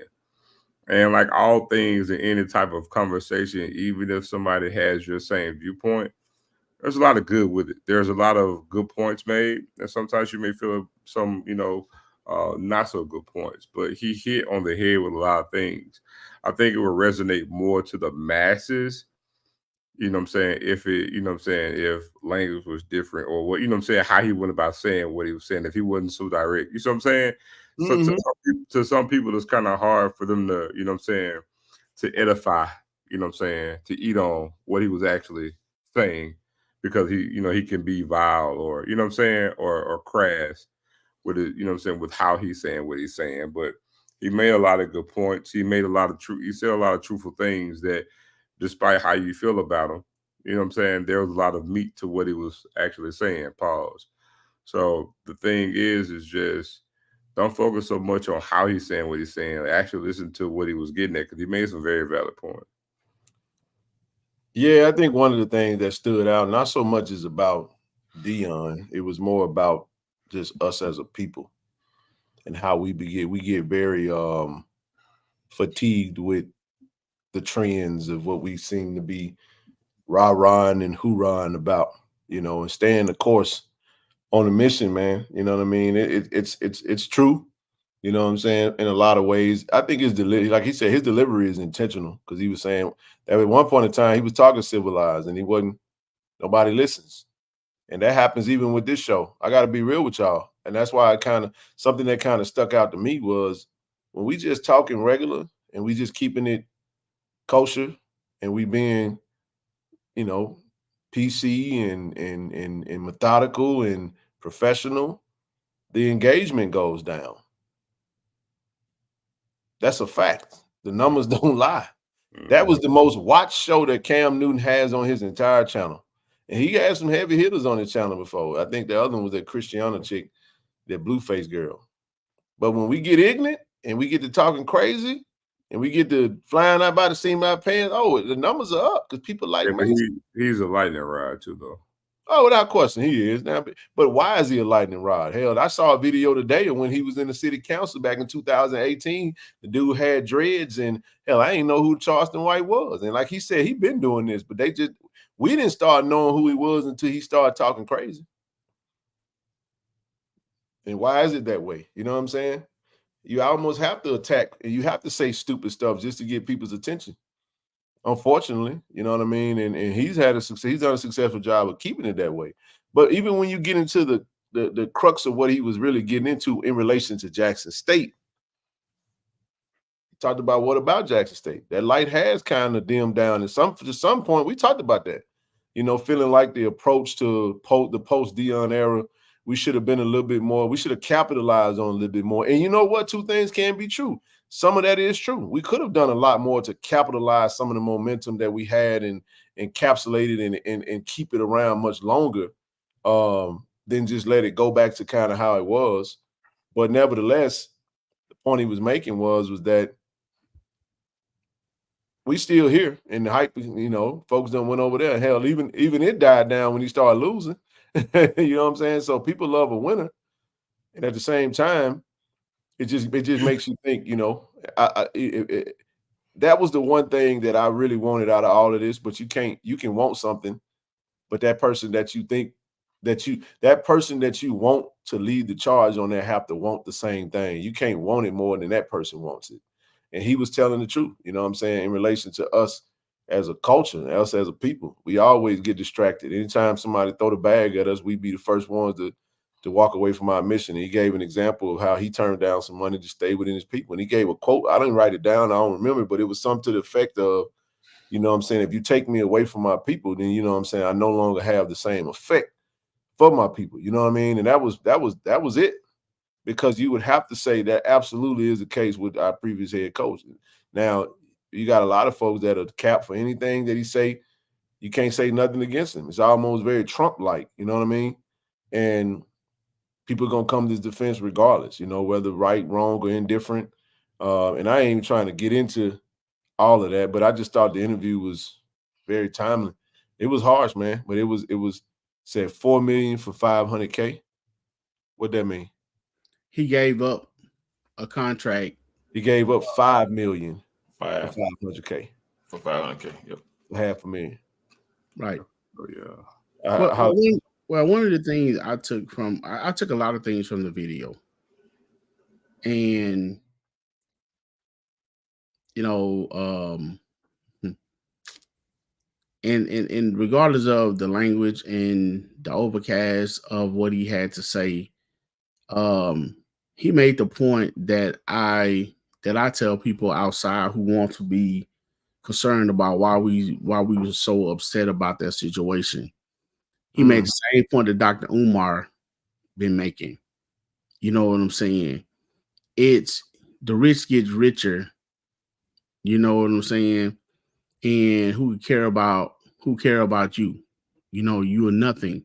So his point to me was when he was talking about the whole Coach Prime situations, you know, I mean, it was self-explanatory if you watch. So basically, hey man, you know what I'm saying, you could have came over here and built a whole new house, city, town, culture, built everything up, you know what I'm saying, and made it to what it is, rather than going out there and taking the talent out there with a bunch of people who was already, you know, who already has it, and they wouldn't have thought about you, you know, if you weren't, you know who you are. And another point that he made, that stop with this narrative that they're coming for black coaches in the SWAC or in the FCS. Great point, bro.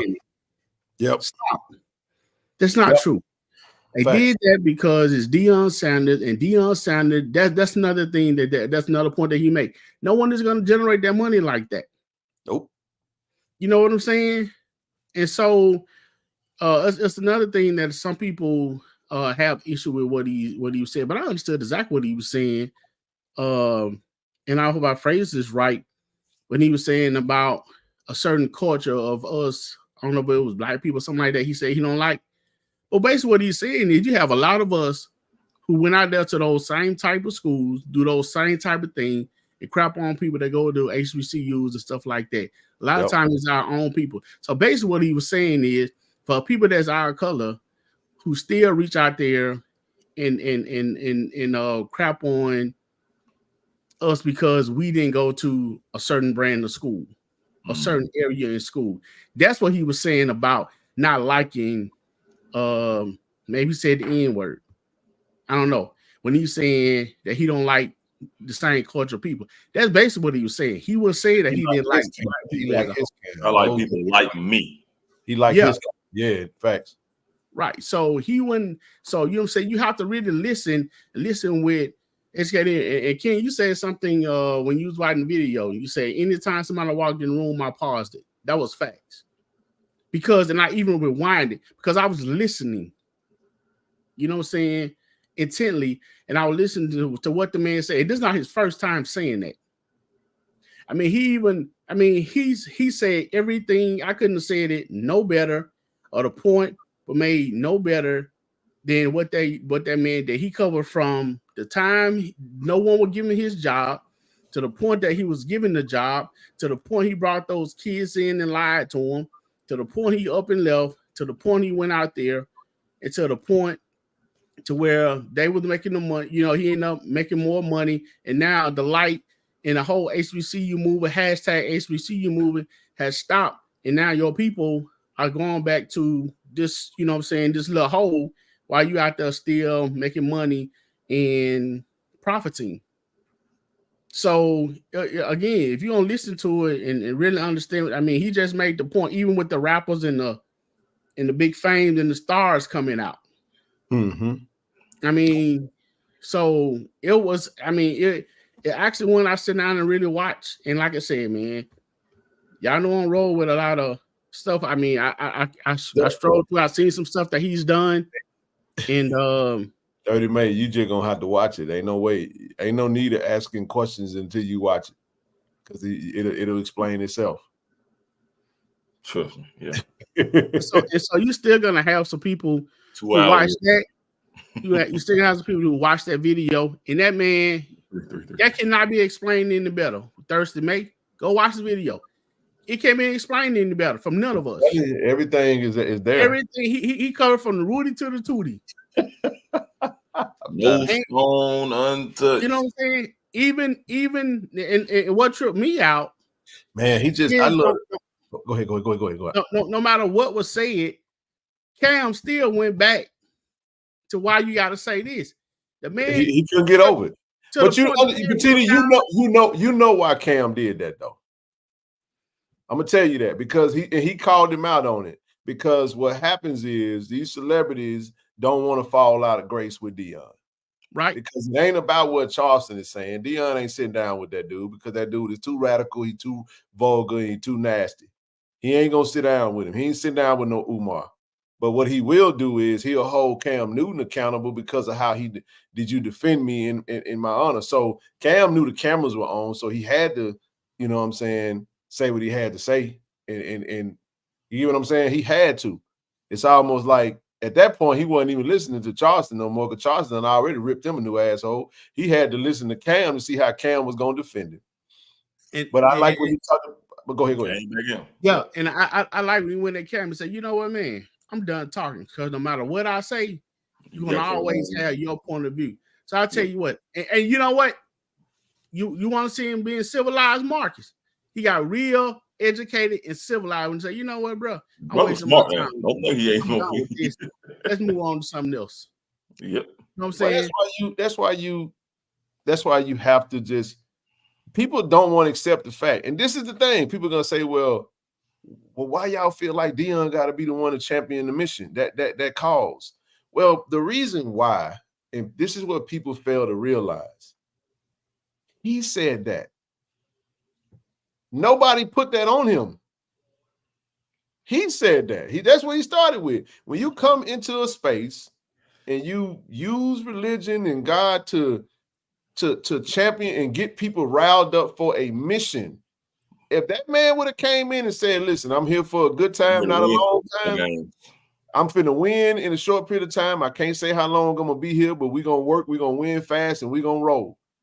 We would have been like, hey man, we're gonna win after we went to the Celebration Bowl. We'd have been like, he coming back? Okay, we got him for one more year. And then when he would have left, people would have been like, okay, cool. We knew we weren't gonna be here that long. So Black folk don't play about God and religion. But even not to go down that road so more so, but I just love the fact he kept saying, what about the Negro League? He was just referencing the fact that what everybody was HBCU hashtagging. You ain't seen the HBCU hashtag. You ain't seen a joker Bidmo want to come and he said, who's the coach at Jackson State now? He's like, you don't know now, dude. Yeah, went down there to interview the coach. That's what he said. Why y'all ain't doing the same? He said he's not even just about a Jackson State thing. He was like, why y'all ain't doing the same thing for the coaches that's winning? Right. And you know what? You know what he pulled me in? Something I never thought about? The kids. I never thought about how those kids felt that came to play for him, that recruited, and then he was like, hey, I'm up and going. In my phone. That was when he said the one, I got these kids in my phone that's saying that. He said that's what they saying. And let me say it like this right here. A lot of them saying it too. A lot of them saying it. A whole lot of them. Wow. Because everybody don't feel that way. But a lot of these kids signed the NDA. You know what I'm saying? So that you got to wonder why folks ain't talking. You know what I mean? I mean, even with that, can a parent or someone challenge that? Can they get a lawyer? Those kids was on the age. Well, I mean, I can't answer that. Have to be somebody that I don't even have the right answer for it. The thing I will say is that he was spot on. He said what he said and he stood on it. But this is what I do know. I think those that everybody felt like he said it in a way that we felt it. You might not verbalize that because you can feel some type of way and still not talk like that. You know what I mean? But that don't mean you don't feel like that. That's why everything he said, D. Lewis,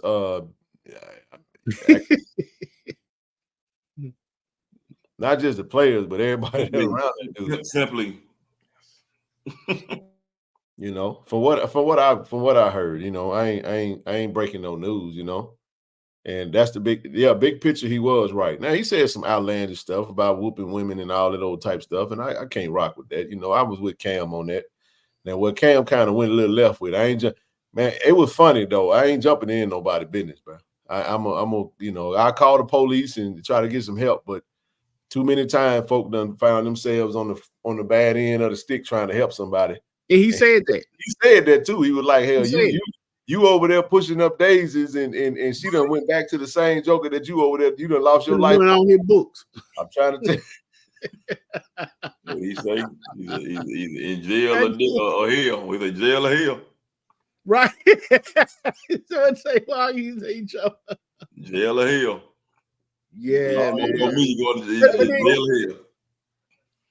Antonio Gayton just reposted. That must be who you were talking about, whoa. See, Antonio Gayton reposted that he's still committed. I know he coming. That's another dog, man. I was looking forward to him coming last year, but he'll be here this year. What am I wrong about? Antonio Gayton, wide receiver, 5'10". Okay. I thought I said when you said Antonio Gates, I'm thinking about the San Diego Chargers wide receiver. I thought he had a son. You too much. I thought he had a son. No. Antonio Gayton, my bad. Now, sorry, Chester, it wasn't needed, not necessarily wanted. Now, man, we don't like truth, man. That's why I say a lot of people don't like to hear the truth, man. The truth can, but the truth ain't got no biases, brother. You know what I mean? It is what it is. And sometimes we need that unfiltered, unraw truth, especially in relation to us. You know what I'm saying? Everybody can't cheer for a winner. Somebody got to be on the other side. Hey, you know what? You know what?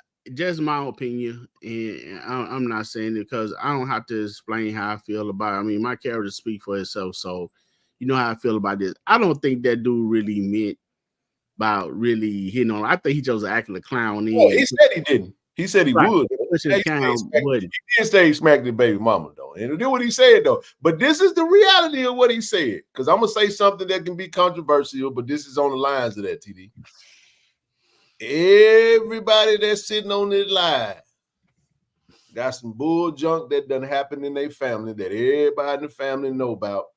That y'all sit around that in the house around that person and y'all don't talk about it.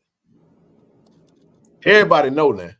You know what cousin Leroy or Uncle Joe, you know, everybody got that little bull junk that done happen in their family or whatnot. You see what I'm saying? But what he said, he said, you think grandma, he made up some name. They've been around 40 years and she ain't went upside his head and he ain't went upside his head. 50 years. Yeah, he had a funny logic, but hey, but like he said, he ain't never put his hands on his old lady, but he said he would. He be talking crazy. But anyway. Right. I mean, and then like he said, man, he said, and you might have touched on it already. He said, y'all wasn't listening to me when I wasn't talking like this. Yeah. When it took for me to get ignorant for y'all to listen to me. I watched the video today of 2018. The man had dreads. I ain't never heard the dude before. And he was in the city council talking. They say he been about that life. As soon as he said white people, he said some white people over here. Man, them folk got that dude out there so fast, they went to rushing him with all type of and then the camera pan out. They were like, Charles, you got to get up. Because he had a reputation. That dude, you know, he been doing his thing for whatever. But his mission is what his mission is. You know what I'm saying? And he stand on it. He stand on that. And like he said, he's speaking for those that feel how they feel. He talked about the feeling like, man, you done left and you done took your son. He talked about nepotism. We call it daddy ball. That y'all know. We all know. Because them players were talking about it in code. Yeah. Folk talked about selfish play at the end of the season. Folk talked about we could have ran the ball a little bit more. That's code for, you know, and he called. We all know what it was. It was code you trying to get your son to Heisman. Not just get him high, but he escorted him to the league. And I gotta my thought process on Prime is very simple. I think this next year Colorado is last year of coaching college. You been saying that. Did you see who came out today and said something about he could be the number one pick? Well, you said Jerry Jones, you know what I'm saying? Yeah. He working. And listen, to that point, listen, man, listen. You right, TD. As soon as you get it talking about that old to the roof. So every now and again, we got to come on here and say shit, damn, motherfucker, ass. We got to do it every now and again, because if we just say gosh darn it, dag nabbits, shucks, y'all ain't gonna want to watch. Y'all ain't want to pay attention. That's why people flock to the bull junk. You see what I'm saying? And I'm not talking about nobody in particular. I'm talking about on social media, whatever. Hell, why y'all think Sexy Red so hot? As bad as her music is, she gonna be in Jackson this Saturday. With Lil Boosie. Give the folks they want. And I'm gonna tell you like this right here, TD, it's gonna be a sellout. Why would I tell you? It's gonna have more folk at homecoming, I promise. Listen to me, man. I'm talking about pregnant belly, devil horns, red hair glued on her forehead. Shake that ass, all that old ratchet, all that is jam. I'm talking about that. Do you hear me? Boosie, that it's gonna be more. Let me tell you something, man. It's gonna be listen. Hey, man, I'm gonna let you have that conversation. I'm afraid of that one. I don't want to listen to nothing. That lady scared the hell out of me. I don't I'm afraid. I don't want no parts of it. But let me tell you like this right here. The bowels of Jackson, Mississippi is gonna be on. It's gonna everybody outside this weekend. Watch what I tell you. I'm just telling you what I know. I love my people now. And I thought about coming home the weekend. Hey, come on, get your autograph. Man, let me tell you something. It's gonna be so many. Man. Listen to me, man. That convention center gonna be so packed, man. You ain't gonna be able to get. I don't care how bad you talk about this. She like an infection that won't go away. I'm not a fan of music, man. I think it's terrible. But she's gonna be out there. Hey guys, you know a lot of those comments. Mark came on the heels of the guy asking about Brittany Reynolds, and I think basically what he was trying to describe with that lady is that she was headstrong. He actually did an interview with her, or like a little show with her. Oh yeah, right. He was being funny by saying, "But hey, man, that's a strong woman. Right? And a weak man is not going to be able to handle her." That's basically all he was saying. Yeah. You know what I'm saying? So if you come half stepping at a side show talking about, you know what I'm saying, you know, would you like some caviar? You ain't gonna get it. But this is the thing, TD, about that. You know what he said about that? He said, judge my actions, man, not my words. Because he used a lot of words to draw people in, bro. It done made him famous. It done made him rich. Got to get ignorant for y'all to hear me. But you still got to listen to his words. I mean, you still got to look at his actions. Now, for some people, the delivery, like he talked about the delivery, you worried about my delivery, and he talked about, hey, you can't do nothing with that. You can't do nothing with it. Because he ain't lying. Talking about rappers glorifying murder and drugs and prostitution and all that good stuff, man. So, you know. Yeah, I mean, one thing he said, man, that I really, really wish wasn't true. And a lot of times, and I'm not saying I do this because there's different ways to handle this. So please don't even think about. But when he said something along the lines of, when you go talk to a child that's having issues, and you talk to them all calm and nice, and look at you, next thing you know, they doing the same thing over again. But man, when you hit them with a couple of them bombs and tell them to go sit down, you know what I'm saying, and speak that language. In the day, TD. Huh? Daddy parent different than mama, man. It's I'm gonna just tell you like that right here. I done been told, look, I don't whoop my kids, man. I don't beat them. I don't do none of that. But they know it. I ain't gonna repeat myself too many times, bro. I'm firm, but I'm more like my daddy, though. You know what I'm saying? Daddy. But that's with any day. I'm just saying. But to your point, I'm like Denzel on Fences. No, it just. Yeah, man. But let me take it off me. That's also with football. You got old Millie Mouth coach. Some teams, some kids need to hear that. They need to hear that. Some of that some of them respond like that. You know, I ain't saying be abusive and be disrespectful and downright diabolical, but some of them need that. They need to fear you. Gotcha. Hey, you know what? I go along. I go say this because it came up before. I mean, speaking along those lines, Ken. I used to wonder when I was younger, and I usually when the metro area basketball arena was popping. I mean, you had to get to the game.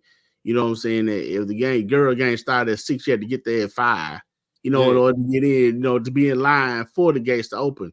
But with that being said, man, you know, I go over there and holler at Marcus and them over there 833. I used to wonder, man, when I was a kid, I was like, man, ain't no way in the world. Why is this coach sitting there spitting all in these boy face, talking to him, cussing on the sideline and da. And yes, I'm referring to Coach Billup. But everybody I talked to that played for that man absolutely loved him. Respected him. He was tough, man. You know what I'm saying? He was tough. Hey, that's right, coach. I done seen him set the whole starting lineup coming out of halftime down and told me he ain't going in.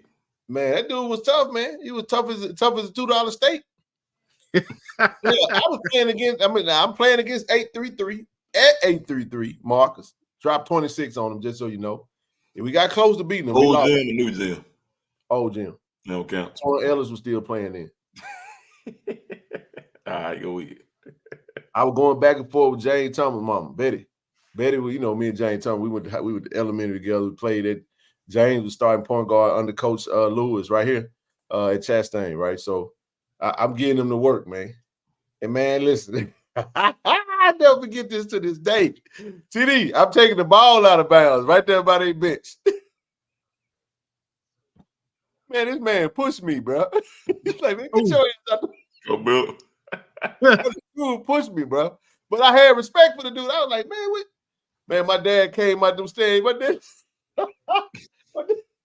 was like, that motherfucker, he said, that's something. He just put his hands in. I was like, Dad, no, bro. I'm looking at my dad. I said, dog, you from Madison. You done came from Madison County. Dog, we in West Jackson, man. Go sit there. Man, I said, Dad, it's good, bro. We good. On that field by Coach. It was gonna be a rough day, man. I wouldn't. Hey, TD, you got to know where you at, bro. You take that. Hey, that's when you take the L. Be like, all right, Cole, let me just slide over, man. You gotta push me. It's all good. I know I'm lighting your team up. It was more fun like that, but it wasn't no getting out of line like talking about it, man. But that even during and hold on. Go ahead, bro. Shame on Jackson State for never hiring Dollar Bill, man. Yeah, I said it. He should have been the head coach a long time ago. I ain't talking about now. I'm saying back in the day when he wanted to be the head coach, TD. I never knew he wanted to be over there. And he's a Jack State alum, by the way. Let me just put that out there, just so y'all know. Keep going. And he was like that, man. He was like that. The people who didn't actually see him at, in school, and you only saw him at games. Facts. He was like that during school. He was the same way, man. And he was him. He respected him for it. He wasn't going for no bull crap. He was that dude. You know what though? You know what? It was his gym, and he meant it. Facts. He was consistent. That's why they respect him. It was his gym. Get out my gym. You ain't coming to my gym like this. You ain't coming to my gym like that. That's right. Hey, get out of my gym. Get out of my gym. I'll say this and I'll move on, man. But one thing about what you just said, that story you told about your parent, man, that one thing, the boy, one thing X 119 just didn't get. They didn't get what they were, man. They just went for. That's 30 places, CD. Let me tell you something, bro. I don't give a damn. I always had to take the ball out of bounds. I hated being up there at that damn gym, bro, because them folks was standing all around the wall. It's Massachusetts versus Canton High, bro. It's jam packed in that joint. Listen to me, man. If somebody says something stupid, you better not turn around. Just act like you don't hear them. Just act like you don't hear. If you turn around there, you can't even. Hey, listen. If you made a shot, it wasn't no the stuff you see now. It wasn't no looking in the stand, talking smack and all that. Not up there. It wasn't. I mean, you want to go home. It was a long way out of Georgetown, bro. They was them folk. That can was different, bro. I don't know about now, but it was way different then, bro. Yeah. Hey, what Charlie White said? Charlie White was like, man, I hate them jokers. They hated us, bro. They hate Madison, bro. Ooh. I mean, but that's what I'm saying. That we were like that no matter where we went. Even we played at Forest Hill. If we got ready to jump off, it just jumped off. That's what I'm saying, bro. I mean, that's where that's the way it was. But I mean, the point of it being, man, you know what I'm saying, it's all good, and it was fun. There you go, Don. They tried to bust side windows too. We had a couple windows got busted. Yep. Everybody. LeDon, put 8 comments in there at one time by the same thing. Stop. I'm so trying to bust everybody. Oh, my goodness. Say? He said he did his student teaching at Canton High School. Hey, this is true, man. That's true. That's a great Andre. That's a good one, bro. It is. I like that. That's a good one. He was. Hey, the chat open, man. Y'all want to come on up, rock with us, man. Hey, and then too, man. Shout out to Israel, man. I want to So if you guys haven't, man, go to Twitter, man, and go to Facebook, All Israel. Go to Israel's page, man, and pull up that IHL article, man. Was just I thought it highlighted, just how they basically just violated the process in actually choosing the president. I want to give a little bit more time to that, but I did want to mention it. So I'm going to post this link, though. I'm going to put that link so y'all can go check it out. Here you go. Hey, Roy Faye, all I got to do is give them that look. They know I ain't going. And this came out today, by the way. And this is from the Jackson Advocate, bro. Man, this is an outstanding read. When you get a second, it's not even that long, but it just talks about the process with concerns multiply over the selection of Jackson State president. If you read this article, man, please come up if you can, if you want to chop it up, talk about it. I did want to touch on that tonight because we're not gonna let that ride. We're not just gonna skate over there and act like that didn't happen. I know a lot going on, a lot doesn't happen. We still gonna touch on it.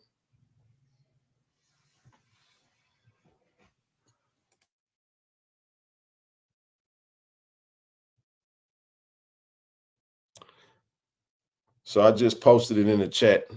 That's the link to the actual article. Y'all click that link, save it, read it if you haven't. Man, that's yeah. I know I kind of threw that in there right then. My daddy, if he had an issue with it in the classroom, he would lock the door and have the kids clear out the seats. He broke out the boxing gloves and let them fight it out. Real talk. Damn. Yeah, I'm familiar with that too. Cause half the time people don't really want to fight, man. It just be whooping. Yeah, that's right. Don't fight no more, man. Folk want to go get guns and all that type stuff. You used to duke it out. But nowadays it's just a little bit different now, man. You got to get home, man. You can't even. I don't even look at a joker. They honk at me in the car. No. Not in Jackson, you can't. I don't do it nowhere. At Nowhere. least I try not to. Nowhere. Man, road rage. Road rage rough. Yeah, man. Sure, it Man, works I out in get California. home, man. I want to get home. I tell anybody I ain't tough. Don't put me in no situation though. You know, if I'm in a situation, then obviously I have to get out of it. But man, I ain't trying to have them boys scrapping in the classroom. That's what I'm saying. Hey, Kobe, that's a little different, man. Pull the boxing gloves out. Man, I had a coach in middle school, Coach April, man. We get the scrapping in the gym. Man, he lock in and he tell, hey, y'all two go in the locker room and do it. Close the door and let us know scrap. Y'all went in there. Everybody went in there hugged up then. Man, nah, I went there through down a couple times. Hey, man. Hey, that's how it was at basketball practice. I was at Holmes, Coach Kimball, man. Shoot, man. We got the Joe get the fighting on the court. He'll sit right there and he'll just let everybody sit there. When you get done, y'all done yet? That's how it was, man.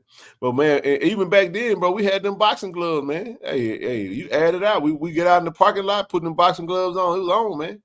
I see the Joe get their knees buckled. Organized squad with ring. Y'all don't want to come up tonight, man. Come on up. Let's talk some more. We'll get back to it, man. Hey, y'all got that link, so y'all can check that out, man. But let's Coach Frith used to have a quiet demeanor, but during practice he was on. That's true. That's very true. I fell out with Coach Frith. Coach Frith, the very reason. Rest in peace, Coach Frith, by the way. Coach Frith, the reason why I transferred, TD. He said I fought with a dude and those days to the prom the same. Man, you can't do that no more, Will T. No, the old days over, buddy. Well, I mean, be friends. Huh? Hey, you do that now. Huh? If you real friends, you probably can shake back. Yeah, LaDon. Yeah, he is. He passed I want to say a few years ago. Yeah, maybe about a year or two. Yeah, a couple years ago. Mm-hmm. Yeah, it was a very, very quiet, just kind of, you know what I mean? You know what I'm saying? Nobody told me nothing.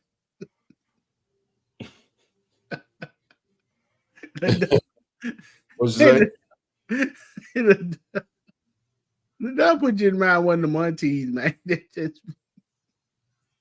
Yeah, LaDon, that happened. No, there ain't nobody told me nothing. Well, yeah, maybe they didn't know you knew LaDon. Yeah, he May 13, 2022. Well, actually, that was the day. He died May 5th, 2022, LaDon. Yeah, I thought it was recent. Yeah. It was last year. Great guy. Yep. He was a great coach too, man. 4-time state champion at Merrill. And he well, I think he went to 4 state titles, state championships, but he it had a lot to do with Mo. You know, Mo was coming up, and Mo was a 9th grader. We was in JV. I told the story before. Mm-hmm. Wanted to move the whole 9th grade team up and kind of cut the JV team. So I didn't take too well of that. We had a really good JV team. That team had some talent on it, man. You know, led by Ed Mack, who wound up going over to Bailey, played at Hines. Myself, my cousin Clyde Duncan. I mean, you had Randy Bradley, Derek Ivory, Pinto, Ariel Thomas, Silk, Godfrey Drake. Man, we went 10-0. We didn't lose a game. Matt Barnes, and a few of them stayed. Vesta, Matt, Godfrey, Derek, all of them stayed. The rest of us transferred out. Hey guys, as you exit, make sure you hit the like button. No doubt. Make sure you hit the like button. Awesome. Said he was yep, that's correct. That is Coach Frit with an H was Jim Hill grad and played at JSU. Good guy, man. Good guy.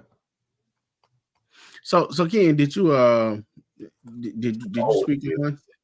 Graduated with Malik Newman in 2015. Oh Lord. Oh. Look the youngest, but it's a nice little. I graduated 07. Okay. What year you graduated, TD? 94. 94. 94. Yeah. Man. I graduated around that time. I graduated in 2000, man. Class of 2000, the infamous, the greatest class ever. You got a 0 in there. Hey, man, and oh boy. They said, dang, TD. Yeah, TD about 47. Mm-hmm. 47. Oh, Hey man. I think people get all this wisdom from, man. It's OG right here, man. I'm like Cam Newton, man. I stay away from all that extra stuff. OG triple OG. Ain't no way TD graduated 94. I thought bro was like 35. TD 47, man. Dang, here they go. No, one close 35 right here. Ford Windows 98 drop. Damn. He was on that Microsoft DOS, baby. Yeah. So you graduated 94. What was hot in 94? What was hot? Tupac? Jacking. Who? Jacking. Jacking who? Can't talk, man. Jacking, like you talking about like jacking folk? Yeah. See my man. That was all over. Hey, worry about that boy. Stuff, man. Leave it alone, bro. Leave it alone. Right. Hey, Ken, I did want to ask you, man. Did you spoke on Mo? Did you speak on the win with Arkansas State? Did you get into that? Man. Yeah, big win. Actually, big win. We got 2 wins by non-conference. The women are 5-2. We got Houston this weekend. Both teams play on the 9th. The women play Oregon State, and the men play Houston, the Houston University of Houston at Houston. So tough one. That's gonna be a tough one. Led by Coach Kelvin Sampson, ranked the 4th team in the nation. Unless the rankings came out today, so they might be a little higher. I'm not sure. I have to check that out. That's gonna be a tough one. But yeah, we did beat Arkansas. We got some good games coming up. I plan on going to Spokane, Washington against Gonzaga. Gonzaga's tough too, though, but I definitely plan on. I want to just go, man. It'd be dope to go to Gonzaga. That's pretty. You like it? Yeah, that's pretty cool. I went up there. Yeah, you like it. Spokane. Got Vegas coming up before that, though. So we got Howard and A&T in Vegas next weekend. Has anybody? I mean, Ken, I know you don't like keeping up with other. Have you heard anything about any other schools in the SWAC? How everybody looking? What kind of chances?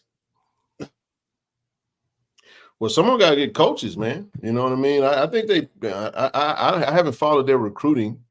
You just have to follow somebody asked earlier, yes, we did offer Keyshawn Johnson. I think everybody offered him. Heck yeah, we offered him. Talk to him, Coach TC. Talk to him too. You know, he want to go up. He want to go up FBS. He got an offer from Vanderbilt. But I think that everybody's going to recruit according to how well they play. FAMU is going to recruit. Repress is Respis, I think is his name. Devin Repress or Respis. I think I forgive me if I messed his name up because I don't have the spelling in front of me. But he's one of the best recruiters in the conference. Done a phenomenal job of helping FAMU build a roster up. So I expect FAMU to recruit well. The only thing is does Coach Willie Simmons? You've seen his name kind of out there, TD on a couple of the job openings. You know, I would say promotions happen. So you got Tulane opened up.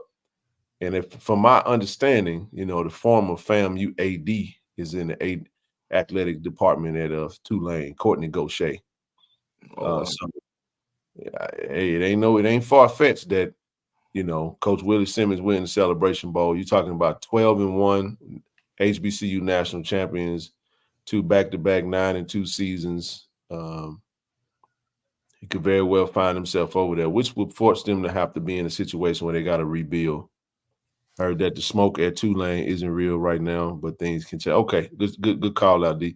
But even with that, that's a nationally ranked team. That's a tall order. I mean, top 25 team. But that speaks to but that speaks to that point, TD. I'm gonna go back to some Charles and said we got to stop capping, acting like Dion is gonna open up some pipeline for black coaches to get hired. If Willie Simmons don't get hired at the FBS level, then you might as well don't ever bring that up again. Don't ever bring that up again, because if he can go do 12-1, win a Celebration Bowl, falling behind 2 back-to-back, so Tulane got a new AD, Courtney leaving. Okay, all right, okay, good deal. So that's what I knew he was there, but I'm not sure where he's going or what he'd be doing. But say UAPB girls beat SMU. They mentioned that earlier, but I know that Texas Southern, I saw HBCU Sports had a they got down to their top 4 candidates, which was Fred McNair, Jerry Mack, Chennis Berry, and Tremaine. I think his name is Tremaine Jackson, the coach from Valdosta State. I thought Mr. Berry was SU locked. Not locked, but they did make an offer of him today. Made an official offer to Chennis Berry at South Carolina State, but he's a hot coach right now, man. He went 2 back-to-back 12-0 seasons. Southern was looking at him. They are. They can look how they want. I mean, they can go after him. I think Southern can pay more. You think play more than South Carolina State? I don't know. Kobe just said they're not getting Berry.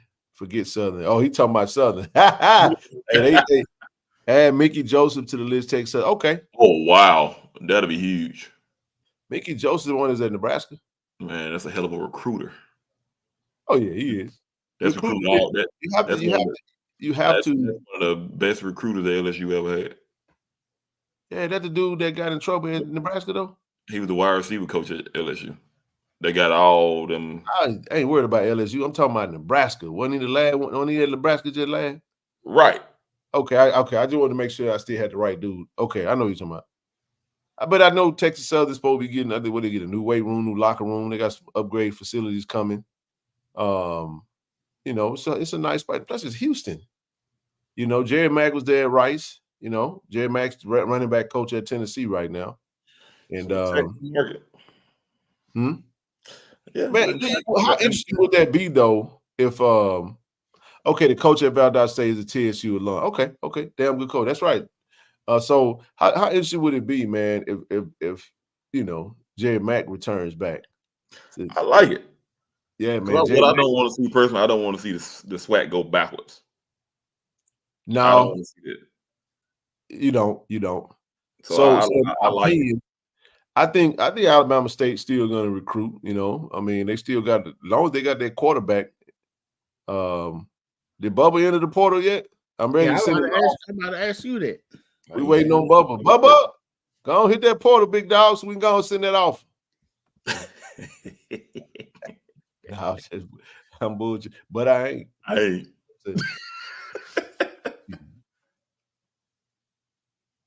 Brett Maxey interviewed for the Texas Southern job.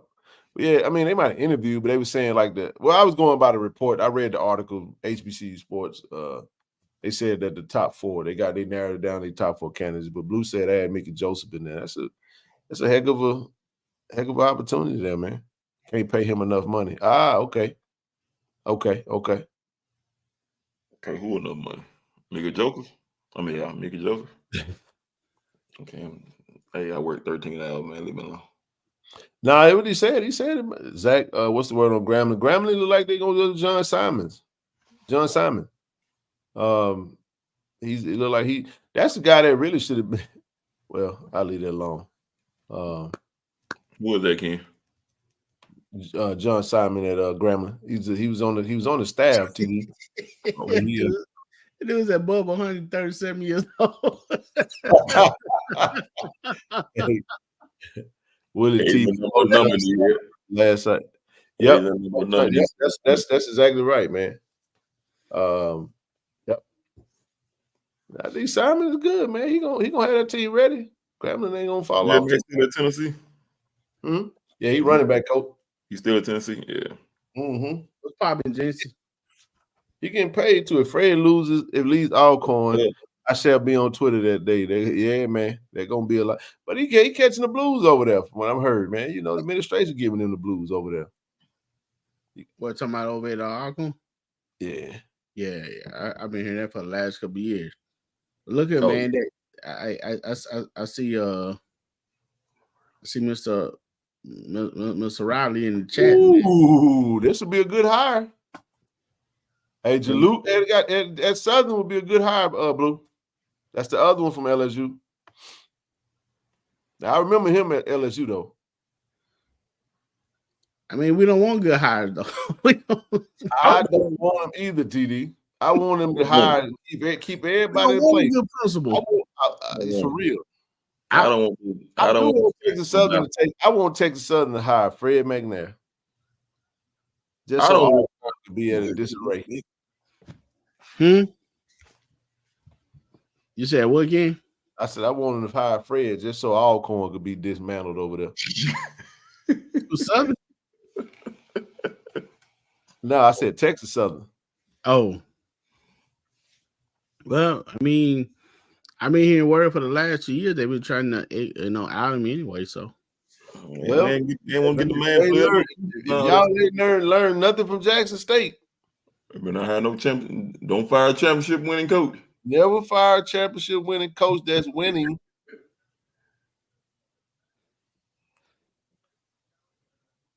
Maybe sure Alcorn not renewing Fred.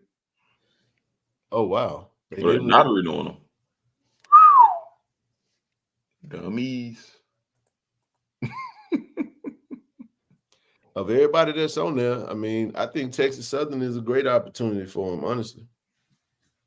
Wow. Hey, Ken, we talk about the recruits and stuff, that we, the offers and stuff that have been made, the interviews, the talk of the players.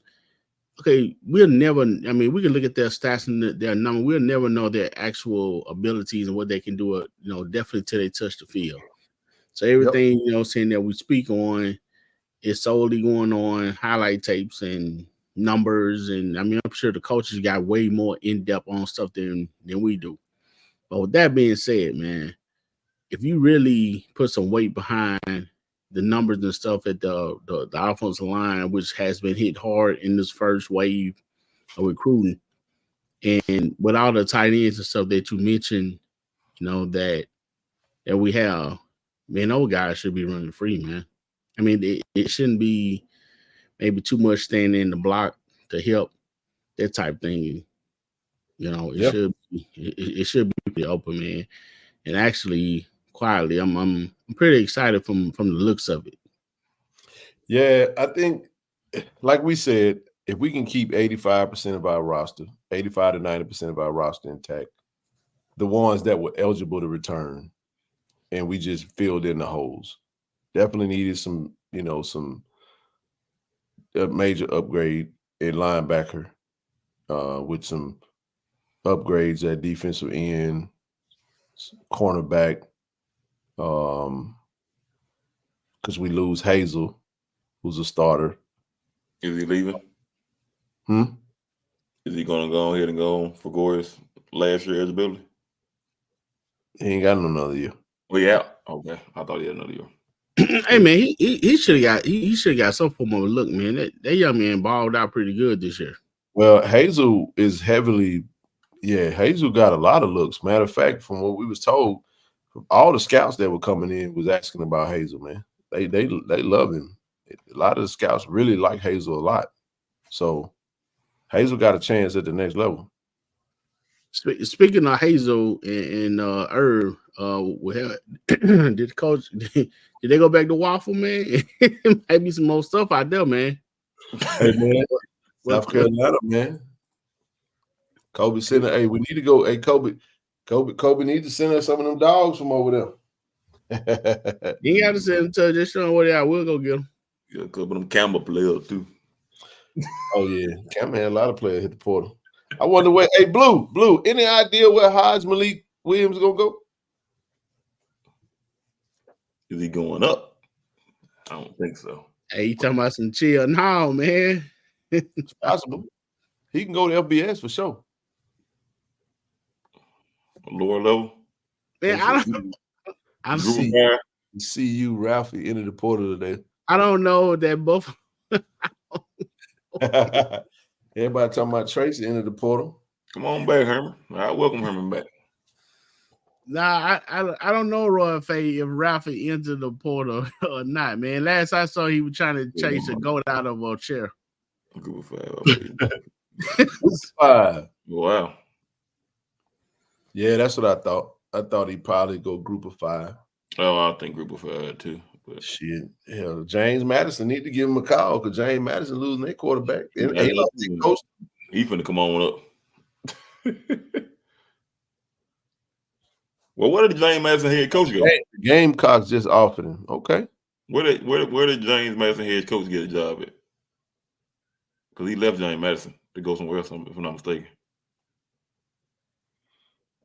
Who? James Madison head coach. Indiana. He might go out this quarterback then. Yeah. He's gonna bring his own. He's gonna bring a lot of them guys. It's like Oregon State. Hey Ken, you say you'll welcome a lot of the former players back with open arms, long they left, right, huh? Every last one of them. That's the key thing. How you lead. Oh, without question. Because we had the number 1 defense in FCS when they was there, as well as I don't think there's many offensive players out there that's available. I'm taking them back. But defensively, Herman Smith, who is that again? TD. Mark, you say you taking them back? Yes, sir. No question. Without a question. No, you buying in. And what did and what about John Huggins? Did he get that acceptance to waiting to see? Oh, okay. He ought to be at that Legacy Bowl for sure. We just got DJ and that's it. Yeah, it was DJ and somebody else, man. I thought it was. Well, I expect Graham to be there.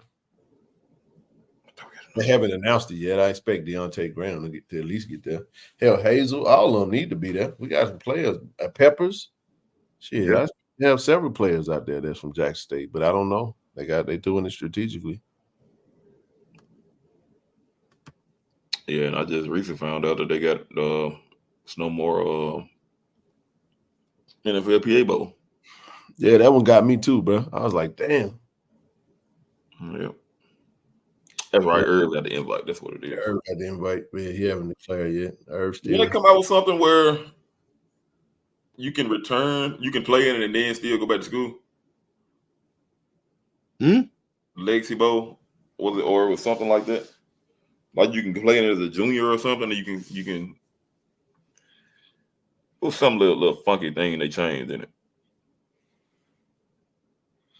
They said, what about JB as a grad assistant? Man, it'd be cool. I think JB might be trying to go up. He was off with 120. Yeah, we talked about Dozier. I mean, we love to have him. I mean, the kid's been there 3 years. I mean, he obviously Bradley knows him. He played with Bradley as a freshman. Okay, Blue just cleared it up. Appreciate it, Blue.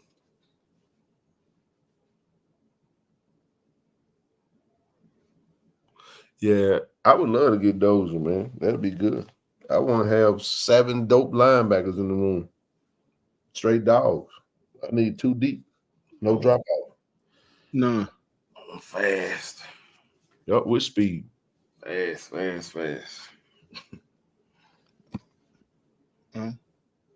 Okay. Said, did you find anyone from an HBCU getting invited to Senior Bowl? No. No, I haven't heard any yet. Probably won't get one this year. I think what's name got Shrine. Who? Davis Richard. I know he got he's on the 1,000 the list. They got it down to like 1,000 players, like him and somebody else over there in that conference. I think Jablonski is his name. Yeah, Jablonski Green. Yeah, him.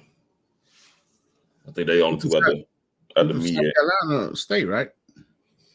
Jablonski, yeah. Defensive. Okay. Yeah, they the only 2 out of the MEAC, if I'm not mistaken.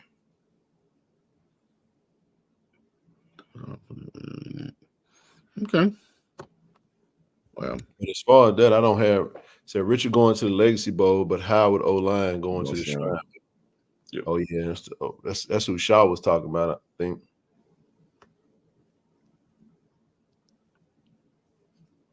Yeah. Yeah, Jablonski had a great career, man. Good luck to him. Good luck to everybody that's out there getting it in, man. Go be great, man. But yeah, man. Said, yeah, I saw 7 left. He left with 7 from my bad. Yeah, we talked about that earlier. Sam McGee entered the portal. Pretty much was to be expected, though. I kind of expected that. Got a couple of more that I expect. I won't mention it because they might change their mind. Does anyone know if Javancy has any interest in getting back? It's not a matter of Javancy having an interest. It's a matter of whether or not we have a role on the staff. I think it might not.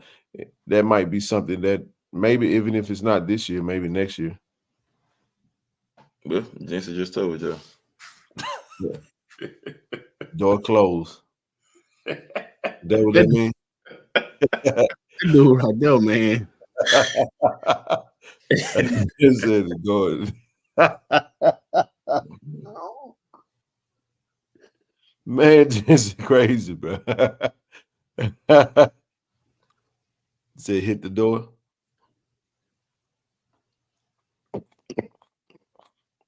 Oh nah, he talking about hit the door. He talking about I think he talking about the portal kid. Oh, okay. Yeah, I'm expecting a big thing from Jensen, man. I hope his health is good. Oh, without question, Justin. Heck yeah, he would be. Jensen, I mean, Javancy, man, got that passion, man. He know the game. He bleed blue, man. You know what I'm saying? And he gonna carry that same tenacity and that fire on over to the defense side of the ball, man. Yeah, I think he'll be a great coach.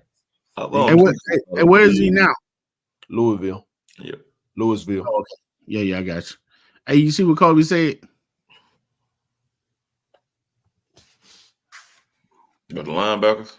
Mm-hmm.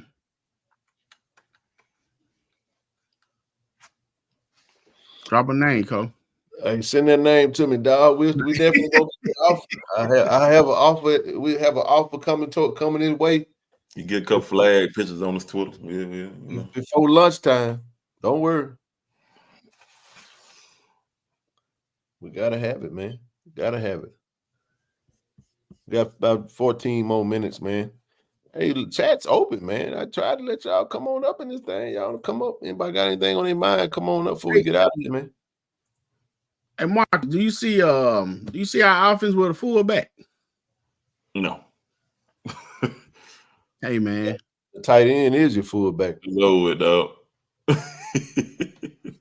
Put Jensen in the backfield on a couple plays. Affirmation dead. Huh? The affirmation dead. Nobody know how to use the affirmation no more. Although I think the affirmation can really do some damage. But that is correct, D. Lewis. Yep. Man, Tank Boy, Mike Allstott, one of my favorite players, man. Hey, man, Blue, you see oh, man. Oh, Lord, and these South Louisiana high schools, they still run the wing T. Brother, did y'all see North Dakota State beat Montana State Saturday because the dude missed the field goal in overtime? They won 35-34. Who, North Dakota State? North Dakota State won that thing. They were losing, too. They going down, though. They ain't been what they been. South Dakota State been slapping them left and right for left. South Dakota State going, ain't nobody beating them. They rolling.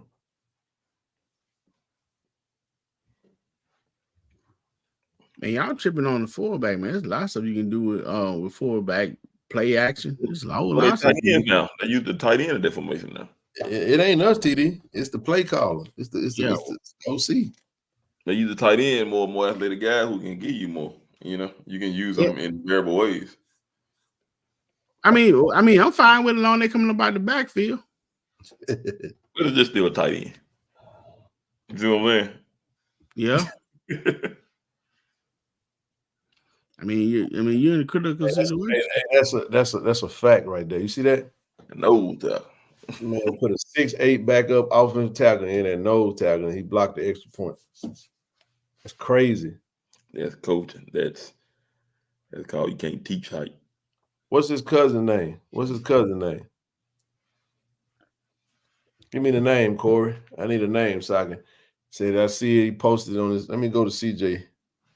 I know Warren kind of dropped that little nugget out there. We got to go see what he's talking about before we get out of this thing. Let me see where CJ is. CJ Holmes. What other conference now do we have this year? You talking about the 2024 football season? Man, where you see that? I know ULM for sure. Yeah, when that's what I'm talking about. You know, that's what I'm saying. A motion type thing. I mean, it ain't got to be no full-time, Tom Raffman type day down. That's not what I'm talking about. But I'm thinking you talking about Nick Rowe. I'm thinking more like goal line type stuff, man. When it's critical. I think 49 about the only one still use a fullback. Yep. They winning. But it's they got one. They got one of the best damn play callers in the game. You know it. And I was mad when they hired him. I'm like, man, go get that man's son. Yep. Sure. Said there's no rule against getting under the center. Shoot, ever since 2017, like it is 16, whenever the read option came in and took over. Right. I mean, but what I'm saying, Ken and Mark, I mean, you're in a critical situation where you got 3rd or 4th down and goal, a yard to go, half inch, whatever, for the win. I mean, affirmation dead, man. Who I just said it. I think the affirmation do a lot of damage in today's game. It's just me. That's just me. I mean, now we got running backs 10 yards in the back, 15 yards in the backfield. Nowadays, what are we doing with that? Hey, that's like Hugh Jackson, man. Bayou Classic, bro. He's at the 4-yard line. Man, I'm scoring, bro, from the 4. He did that when I'm putting my fullback. I'm putting somebody back there. Offensive line or something in the backfield, huh? Tight end, some defensive lineman if I ain't got one. I'm going Denzel. I'm leaving him with slump.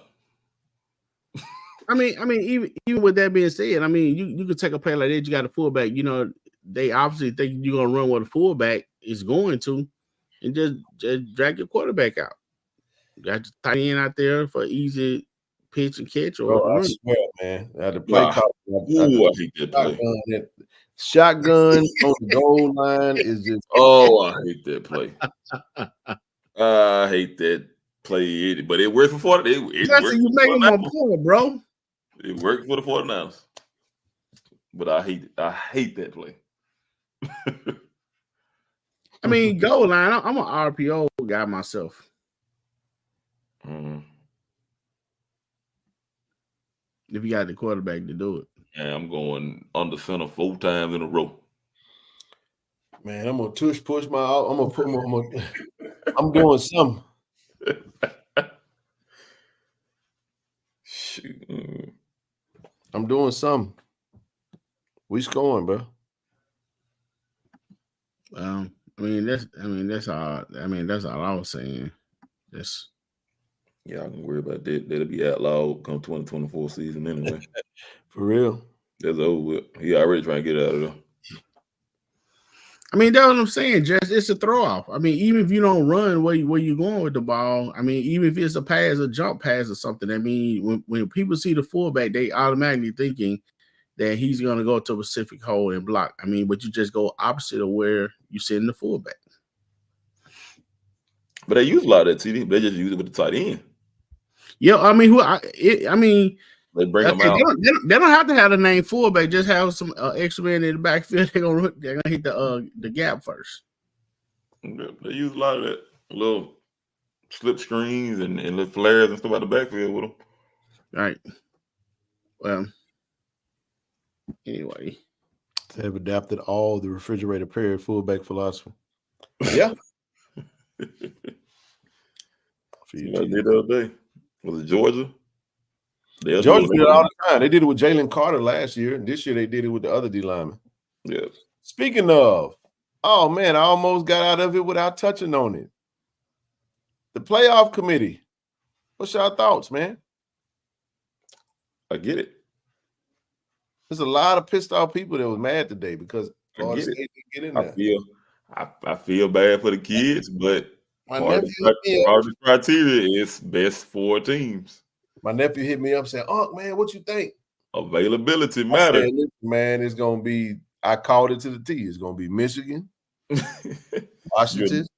You're not leaving it at 3, and Alabama. I don't care how much they said you're not gonna leave the SEC. Well, either way, somebody was gonna get hold. Always. Honest. But it's just the fact you need more teams. But that's what I was saying. You can't lead the SEC champ, not a one-loss SEC champion. You're not leaving the SEC out of there. You're not gonna do that. And then 2, for those that the eye test mattered. One of the metrics were injuries to key players. It sucks. But tell you what they looked at, Ken. Tell you what they looked at when all you had to do was look at 6. All you had to do was look at that Florida State versus Louisville game. I'm telling you right now, man, if Louisville had Jacoby and Morgan playing, they would have won that game. Just show you how bad Louisville really is. That dude Plummer was terrible, bro. Texas don't have a key player that's gonna cost them a game. I mean, Worthy is cool. Worthy ain't Ewers. You see what I'm saying? Jordan Travis, you have to look at the effect that he had. You got a Heisman candidate quarterback. You lose your quarterback, and everything changed. That quarterback play was so bad Saturday, they had to just go to the Wildcat. How they rule Worthy out, or they just like a little tweak? He may play, may not play. Who knows? He got time to heal up. Travis is out. Your quarterback is out. He's done. If y'all don't believe that they got it right, just look at the video of Michigan when they announced Alabama. Like I said earlier, I get it. I understand that. I'm gonna say it like Kirby Smart said it. It's not the 4 most deserving. Well, yep. It's the 4 best teams. And there's 2, Ken. You don't want to see. We tried this 2 years ago. You put Cincinnati in here. What happened to them? They got monkey stumped. Hey, but Blue, not Jordan Travis. They got monkey stuff. Travis had that. I get where he's coming from though, but that one you can't. Yeah, his leg got broke. Man, did y'all see? Ooh, speaking of, man, did y'all see Alvin Kamara running to the sideline official yesterday, brother? Dude on the sideline. Please don't watch it. You run into the sideline till you know how you be on the sideline and the player coming. And man, he rolled into the dude, man. Bro, the dude leg broke. Wow. I'm talking about, bro. He was just sitting there screaming on the sideline, holding his leg, bro. The referee? Now the dude that was on the sideline, the referee dude, the photographer. He was a photographer. Oh, sorry. Okay. I'm talking about his leg was like this, bro. Like it was broke. He hold it like this, and it was like, oh. And you tell me don't watch it again, you give me a vivid picture. Hey, it's better if I tell you as opposed right, to then go watch it for real. Do not watch it. That's right, Tank. I was like, ooh, you don't expect to see that. I just hate that he was screaming. You know, not hate that he was screaming. It was hard to watch it because he was holding his leg. He was just down there screaming, man. I was like, damn, bro. Hey, but Blue, to your point about teams will start lying about injuries or whatever, but then they put themselves in a bad position because if you sit there and lie about injuries and you end up making it and end up going against Alabama and you're not at full strength, you did yourself a disservice. If Prime was at Florida State, they wouldn't have been 13-0. That's I said that I get where you're coming from though. I'm just joking. If Prime was the head coach, then maybe you got a point. I can't say that, man. I think we're doing a great disservice to Mike Norvell and his coaching job to say, because Mike Norvell coached his butt out, man. Listen, man. Man. I'm gonna say this. I said this. I said, listen, I will accept anybody that has a gripe from Florida State. It's hard, bro. That sucked. Yep. It sucked.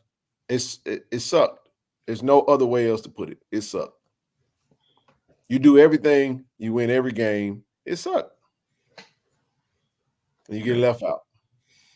And then I look at this too. Ohio State got in with 2 quarterbacks hurt. Well, that they had 2 quarterbacks hurt, and that dude that was running around looking like he had a hell of a third one. Yeah.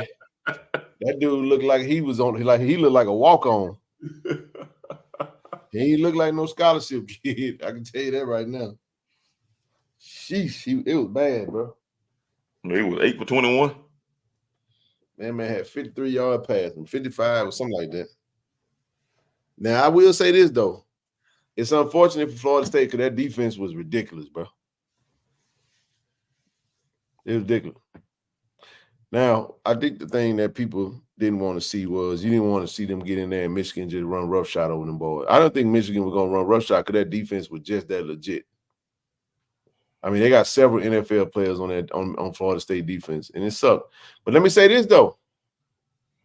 Everybody that feel like Florida State got hold, they got the Peach Bowl, Florida State versus Georgia. You got an opportunity to prove the committee now. Florida State win, they finished 14-0. Hey, man, I'm riding for them nose. But if they get thumped, we're going to say, well, tried to tell y'all they wasn't really the 4 best team. See what I mean? What was Georgia missing this year? Was Georgia missing? They didn't have that. They didn't have that running game. Georgia did everything right. Who you say? SEC championship. Georgia. They lost SEC championship by 4. Let me tell you what happened, TD. That's it. No, that ain't it. They lost you know what? That is it. But let me tell you what happened. I rock with it. I rock with Bama, man. You know what I'm saying? I'm a Saban fan.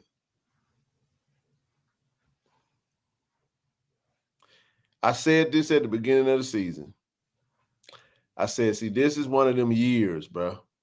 You always have them years where Saban has this doubted, underhyped, that one loss Bama team is the scariest. Always dank. I said, this dude, I said something, he gonna find. I said, if that dude get in the playoffs, they're gonna win the national championship. Yep. And it be teams like this, bro. A one-loss Saban team is dangerous than an undefeated Saban team. That undefeated, high expectation team, they're gonna lose. Yep. That quarterback has come on, man. Never failed, man. He done came a long way. He got benched in game 2. And I'm just saying, like, this Bama team is a little different. They dominated Georgia, bro.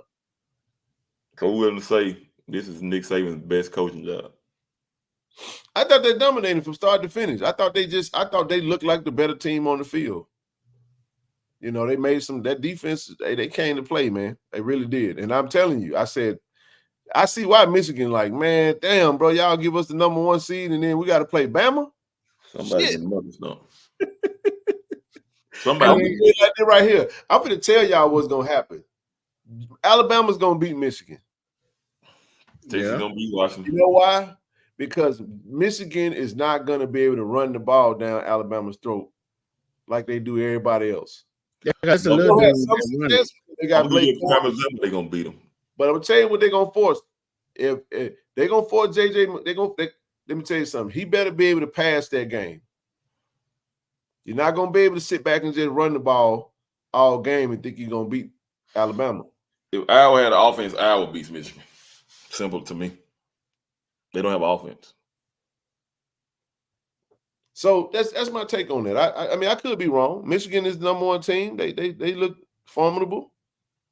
And if they beat Alabama, they beat them. But I think Alabama wins. And it don't make no difference who wins between Washington and Texas. They're not beating Alabama. Hey, again, I'll say this about Alabama. I'm not one of the ones that run around hollering Roll Tide. I don't say that. So I don't roll with them like that. When it comes down to the SEC, a lot of time I support it just for the region.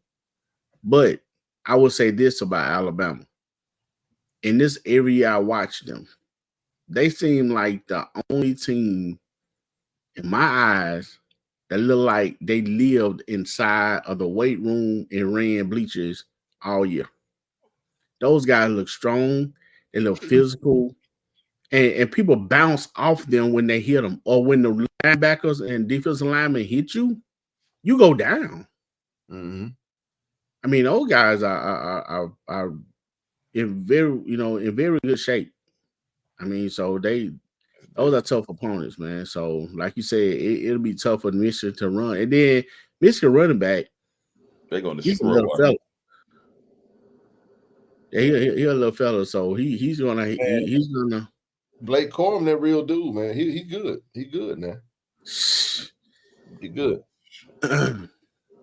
I think. I don't think Washington gonna beat Texas. No. I think you're going to see Alabama versus Texas rematch. Do you know what that's going to do if Texas makes the championship and the national championship is in Houston? Dog, it's crazy, bro. Trust me when I tell you. I'll watch for little stuff like that, man. If Washington quarterback has time, he might. Man, y'all got the question. The key word is if. So we'll see. It's going to be interesting. I mean, it could be Michigan versus Washington. It could be Michigan versus Texas. I just know this. I'm excited for all my Longhorn family over in ATX. I know they pumped up about it. You know what I'm saying? And Texas going to the SEC next year. Cesar Keegan got himself one, man. Washington does have a good old line. That's true. Michael Penix, that dude, man. It's gonna be good, man. I think you're gonna get a knockdown, slobber knocker of a drag fight. You know what I'm saying? In both games, even the Orange Bowl, Georgia versus FSU. Y'all gotta stop acting like Pac-12 bit. I mean, this team was a little different because it was a portal built team that was already solid in the trenches. So they added a lot more depth. I gotta say, welcome to the SEC Invitational. Well, you know, Washington Big Ten now. Welcome to the SEC Invitational, though. But it's the SEC versus the Big Ten. Pac-12 dissolved and Big 12, Texas leaving the Big 12. So that's why them folks feel like they got shafted, because they were like, man, y'all disrespecting the ACC. They had good reason to feel that way, man. But anyway, man, interesting day. Like I said, man, we making some waves, man. I'm actually gonna enjoy. I'm gonna go look at some film till I fall asleep on some of the players that we offered in the portal today, and just kind of see if we can get some more commitments, man. It's fun. Day 2 of the portal. Coaches doing what they do. We're gonna have some new Tigers and new uniforms next year, man. And we're gonna keep rocking and rolling, man. Appreciate everybody for tuning in, man. For real. It's been a great show. Said that Amari Kid announced he committed to Colorado. Yeah, man. Nobody, man, the hell. Anyway. Yeah, man. I thought he did that when he left. Who? I never heard of him. Keep going. Good night, fellas. Yeah, man. I never heard of him. Good night, family. There it is. There you go, Jesse.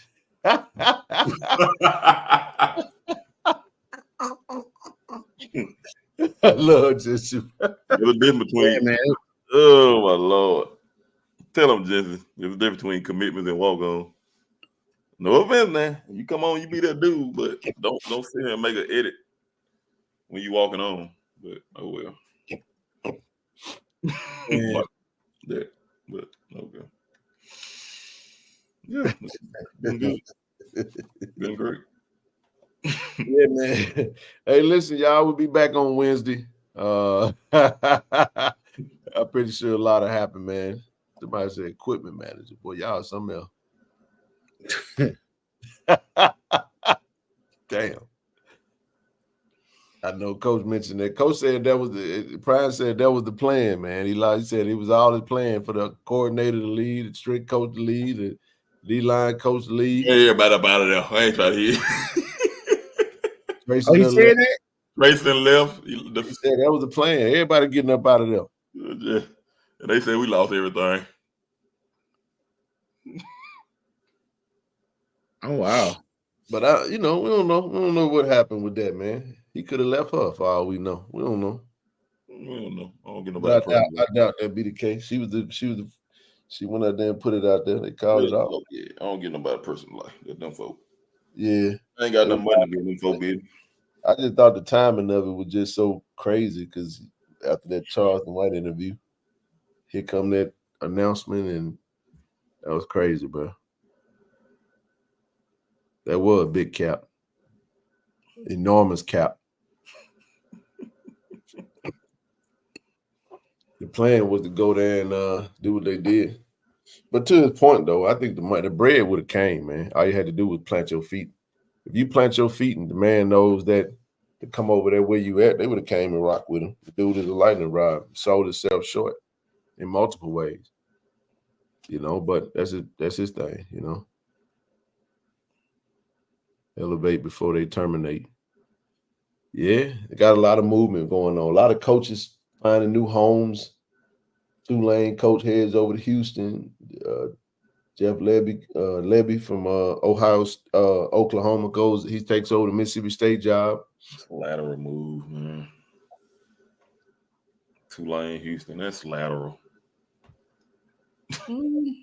More money. Big 12, but that's true. It's lateral, man. It's Tulane. Is Houston really that much better than Tulane? Well, going to the Big 12. That's it. Now you got a Big 4 conferences: SEC, Big 12, ACC, Big 10. That's it. They should have left the 14 playoff like that then, I guess, and just let all the conference. He said Shador with a broken back. Yeah, he does have yeah, that's wild, man. Hopefully Shador get better with that, man. Look back. That's gonna be tough. Y'all gonna watch that documentary, man? That thing aired this week. Nope. A lot more invested in the program. But anyway, man, you know, love, like I said, love what the coaches are doing, man. Excited to see what's to come, man. What's to come? You know, early signing day coming up, December the 20th, 21st. I think it's the 20th. I think it's the 20th. That's a Wednesday, December 20th. And usually it'll be during that time frame. So what the Hey Ken, last question I will ask you, far do you know about equipment? Did Coach Beef get everything he needed in the weight room? oh yeah, he ready to roll. Little tablet things and everything, the TVs and stuff that they were doing. Yeah, that's been up. Them iPads been up. Okay. Yeah, we ready to roll, man. I like the post that he put out there on Twitter today. Oh yeah. Just kind of highlight. He texted to me, and make sure y'all go show some love, man. Go share that. Let these young men know that we got some great facilities as well, man. And that's one of the things that Barton talked about. The young man that committed said he saw him, but he wanted to see him for himself. You know, up close and personal. I can't wait to see you know, some of the edits. You know, because some of the photos from the other gentlemen who went on the official visits and whatnot. So I expect some more commitments this week. I do. And to those guys that got offers from Jackson State, don't sit on them too long, man. Because they're not gonna wait on you to make no decisions. If you got that offer. What's early signing day this year, Ken? Who what? What's early signing day this year? December 20th, I think. 20th? Yeah, the 20th. It's always signing day usually on one. And then the second one is what, like the first week in February? Official. I'm looking it up right now. Okay. Yep, 20th and the 7th February. Yep. All right, gent. Maybe I get a little something on my birthday then. How about that? Yeah, man. Anyway, all right, everybody. We're gonna go ahead and call it a night. Appreciate everybody for tuning in. Appreciate the support. We'll be back on Wednesday, man. Go Tigers. Yeah, I love. Go Tigers, baby. Peace. 601.